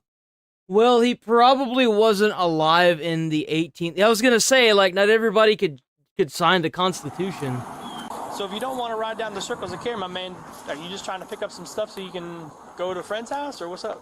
Whatever I do is my business, bro. Ma'am, can I talk to you? Stop asking me all these dumb rhetorical ass questions. How long has he been staying here? My whole life, but they said yesterday because he doesn't pay rent and he's supposed to just been staying here to get on his feet and all that they can make him leave. That he's Do you want him trespassed? I don't want him coming back here because he's not helping. Then you're gonna have to trespass him. Okay. So you talking about officer? Damn, well there it is. Kind of shorter dude, thin? Cause I don't look nothing like him. I think you must be talking about someone else, man. Right now, we will tell him it will be trespassed. Okay? Is that what you want to do? Yeah, do you hear? I do. He's not like that's not normal. He don't do like that. I understand. Let him talk, man. Hey, so if you don't want me to walk up on you, why are you walking up on me? I ain't walking up on you. You are. Walking up on you walked up on me. You did. Am I threatening you? Maybe I took it as a threat. Do I got a gun? I don't know. Come on, bro. You don't want me walking up on you, don't walk up on me. I'm walking up on a situation. Y'all talking I was walking up on you. You were that situation. No, y'all so was I don't know walking why up you're on me. encroaching on me. Okay, so what? I'm having a If I'm private walking up on you, conversation. So what? You gonna take me in? That's a threat. You gonna take me in? I'm taking it as a threat. So stay back over there. I talked to you. You didn't want to Man, talk just to stay back. Don't do it. Don't do it. Just stay back, man. Just stay back. me. Now you're obstructing Is this the traffic. city street? So, yeah. You can't stand in the street. Can't stand in the street. You standing in the street? You standing in the street? I'm talking to her because you don't want me to walk up on you. So is that what you want to do? Yeah. Okay. Here's the deal. She wants to trespass from the house. Go get your stuff and then head on out. Okay. If he comes back, just call and we'll get it taken. They were going to trespass him yesterday, I guess, but she didn't want to. They making this more than That's what she wanted to. It don't matter. Period. What don't matter? Anything. What anything? What did you say? Just get your shit. Can y'all go over there, please? Can y'all go over there? There it is. Hey, you gotta get your stuff and go. You got to. I'm just saying, why is you saying they making it something, but you really making it something? Because I love how he walks up to, I guess that's the dad. I'm gonna go. big ass cop. You got a badge full and a gun. You got like y'all down some. What are you doing? You collecting your stuff? They're kicking you off the property, guy. I'm looking at you. Oh my god. I'm looking at you. All right. Well, when he's done with this paper, you're getting trespassed. Okay. So whatever you have here, you better have it. Yeah, grab your stuff, man. I gotta sign a trespass paper. You ain't gotta sign.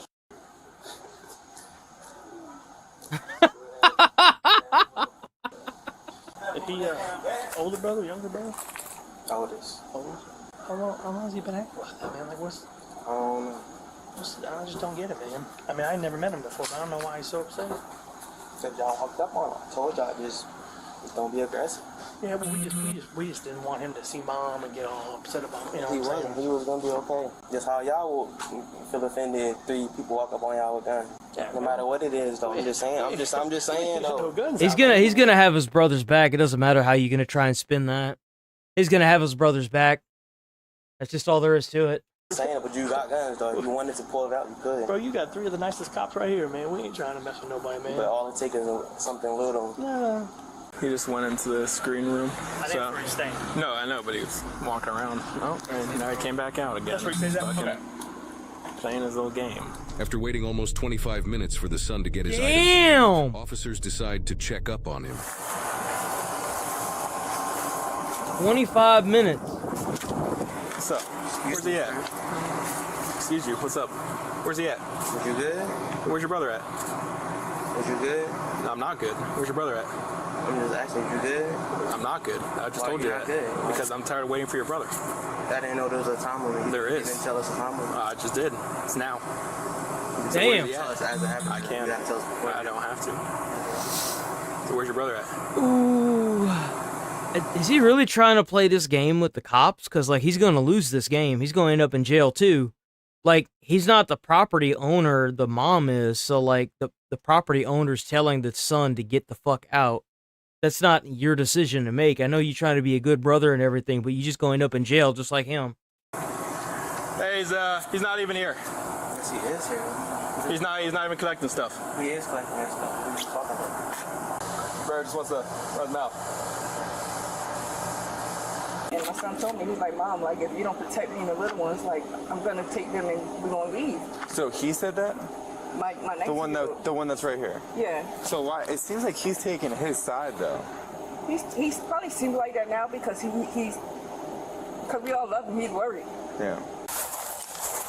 He can't be that much stuff. He's only been here 2 weeks. Where's your brother at? You got your mom out there crying, okay? But she's sitting here waiting to watch her son walk away. So is he here or not? Saying that like that's a good thing. Huh? Saying that like that's a good thing. What you got attitude for? Whatever, dude. Oh my god. What a dump. You can tell he's the one that doesn't do anything wrong ever because of the way he's acting. He's the good kid. Smart ass. Mom, want this one trespass too? Hey, how long you live here? Why does it matter? I'm asking. I'm asking. I ask you a question back. You just ask me a question. Because the mom wants you trespass too. But you don't. Hey, he's not in that back room, and your other son's being a smart ass and doesn't want to talk to us. So he's not in the room. We've been waiting, and your other son is giving us a hard time and doesn't want to talk to us and is running his mouth. She's going around. I'm gonna just wait up front and see if he. Well, why are you playing games, man? I'm asking the you asked me. No, you're playing games. Oh my god, bro. Oh, there he is. Come here. Come here. They ask me questions. They ask me questions. I know, but just come here. Come here. I'm good. I'm good right here. We good right here. What are you talking about? Back here. So she want to trespass or not? She's already signed it. Oh, okay. I don't know why Oh, you're that's trying to it. act like we're the bad people. When your mom just sat there and told me that you've been running your mouth to her, how you're gonna run away with your siblings because. Never said that. Never said. Okay, so your mom's a liar? Never said that. Well, your mom told me. You could say that, but she didn't tell me that I said that. So. Okay. Go request body camera footage. She sat there and told me you're gonna run away with your siblings. That's it. He's saying something I never said. That's what she said. I told him how much he took it. Okay, that's cool. You told him, but you didn't tell me that they said something about me. A whole bunch of lies. What? How do you know if the camera on? We turned it on. Don't worry about it. it. Was it like a red light? No. Camera's always on. They're required. You said you wanted to see it. It's literally recording. That's cool. That's cool. That's cool. You packing up and leaving? That's cool. What? Are you leaving? You're trespassed from here. You're done, bro. Get out. You're done. We've sat here for 20 minutes. Where the paper? Can I read the paper? There's nothing to read. Do you want to sign that you're trespassed? Did I get served the paper? Do you want to sign it? Yes or no? Did I get served the paper? This isn't court, man. Do you want to sign this, yes or no? Did I get served a paper? No, you're not getting served. This isn't court. Okay, so how did I get trespassed if I never been served the paper? Right here. It says you're trespassed. 10:15. Yeah. There it is. Double check with mom. Just. Can you come outside and talk to us, ma'am? Who? Your mom. No, come here. She's gonna talk to me over there. Bro, this my... It's what? How many kids you got? None. Then shut the f up. You talking about what my mama could do, bro? Oh, yeah, your mom's trespassing you. That's what your mom's doing. Okay. Okay. You still want him trespass? Correct. You signed it. You do not want him here. Correct? Hold on, bro. He's gonna go to jail. He's about 5 minutes away. Easy, buddy. I don't think you're going to get. Ooh, they about to rip that boy out of there. Ooh, it's gonna be a sweet day. 28 acting like that, bro. 28. I just don't want no problems with him. He not. Look at him. He not starting no. What are you talking about? Please, Shamir. I'm good. That's it. Just pack your stuff and hurry up, please. Huh? So how much longer are we even? What's his name? Are you leaving or not? Yes or no? What's your badge number, please? 4955. It's on your trespass. And what's your last name? Murphy. You. Are you gonna leave or not? You're gonna end up going to jail. Are you the sergeant? Doesn't matter. You shut the f up. Okay. I ain't got to listen to you. This. Hey. Nope, you're going in. You're going in. You're going in. There it is. Hey, relax, bro. Relax. Relax. Roll over, bud. Damn, bro. Just roll over, bro. Come on. There it is. Stop. Come here, stop. Don't smack his head, please. He's not. Stop. Please. Just give us your arm, bud. Give us your arm. Record.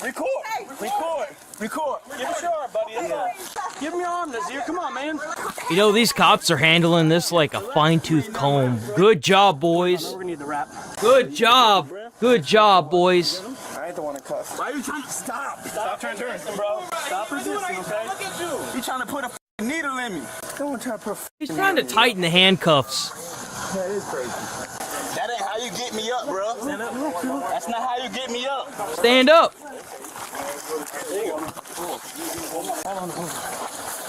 Look at the cuff, bro. Chill. Hey, whoa. Yeah, Murph. Look at my hand. I know. Just calm down, please. Relax. Bro, look at my cuffs, bro. Who cares about the cuffs? Relax, man. Relax. Don't worry about it. Just walk. You did this. I just wanted you to get help. No, stop. You do it. Or what? Stop. Move it. Please. Why the f you keep with that? Relax. Antagonizing this bro. Have you already checked for any weapons? No. I don't have no weapons. We're just gonna double check it, bro. That's all. You all right? Where'd he hit you? I don't know. He was going at my hand. That's how I got this. Okay. Well, I saw him like shouldered. Yeah, he shoulder checked me we were there. Going down the. Yeah. You all right? He didn't get you in the face or nothing? No. Oh, he's gonna get charged with resisting with violence now. What is y'all gonna charge him with?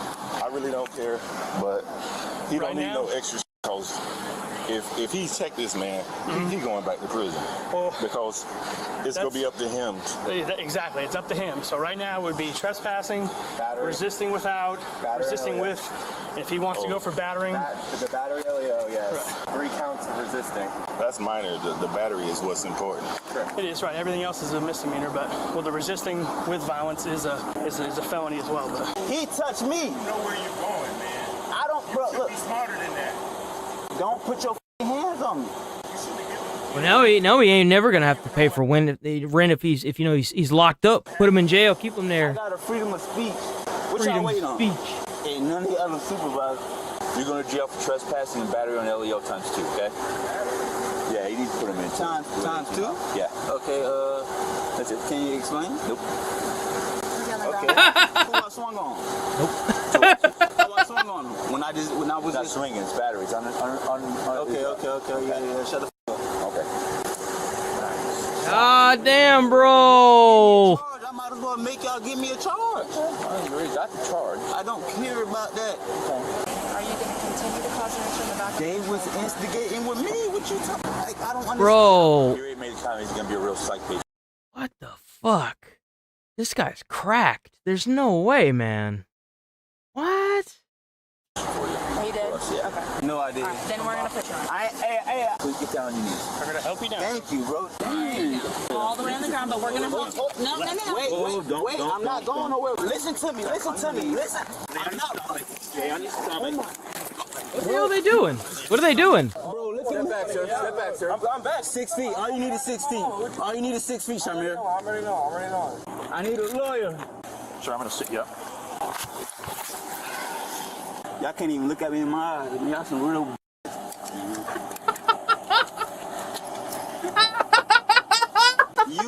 Yo, they putting the retard in the fucking helmet.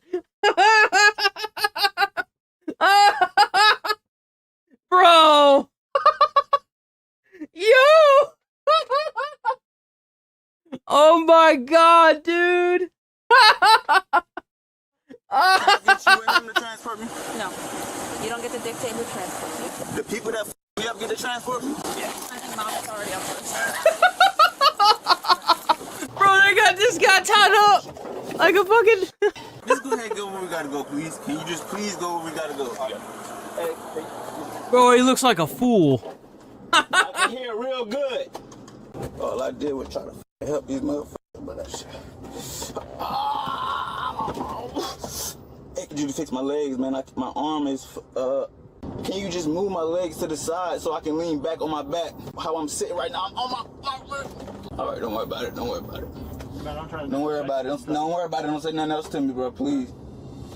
Addiction doesn't build itself overnight. It That's builds crazy, bro. Skip responsibility the moment someone looked the other way instead of saying no, you're going to be accountable. When a person learns that pain gets them attention, they keep chasing that pain because that's the only currency they know. And you cannot just love someone out of that mindset. I walked into situations like this and I instantly felt the history of the trauma and the pain of the family, and it's not easy to forget. The mother's eyes say she's been fighting this battle for years, and the son still looks at her like she owes him something. This has been a war within families for a long time, not with weapons, but with guilt, blame, and broken promises. Now, in the end, this isn't about blame, it's about heartbreak. You can see that mother's face and know she still wants to help, she just doesn't know how anymore. She's trapped between love and exhaustion, watching the children she raised turn into something that she cannot reach anymore, and that kind of pain does not show up on police reports. And it doesn't go away either.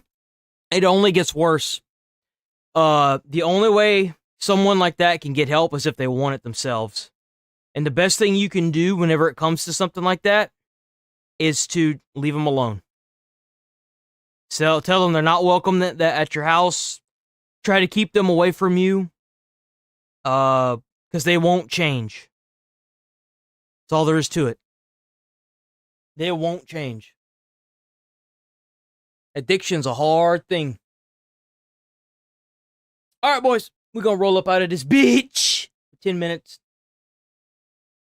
Yeah, we're like 12 minutes early, like 13 minutes early. Gives me 13-minute head start on all these videos I gotta clip out. Be back on tomorrow, bright and early. Hope you stay safe out there. Be friendly. Try to put a smile on someone's face. You might change their whole day. I will see y'all tomorrow. Stay safe out there. I can't believe tomorrow's already Thursday. It's crazy. It's going a little bit slower this week. I'm not gonna lie, but that's all right. See you beautiful peeps tomorrow. Thanks for watching. Thanks for dropping by. Thanks for saying hi. Peace.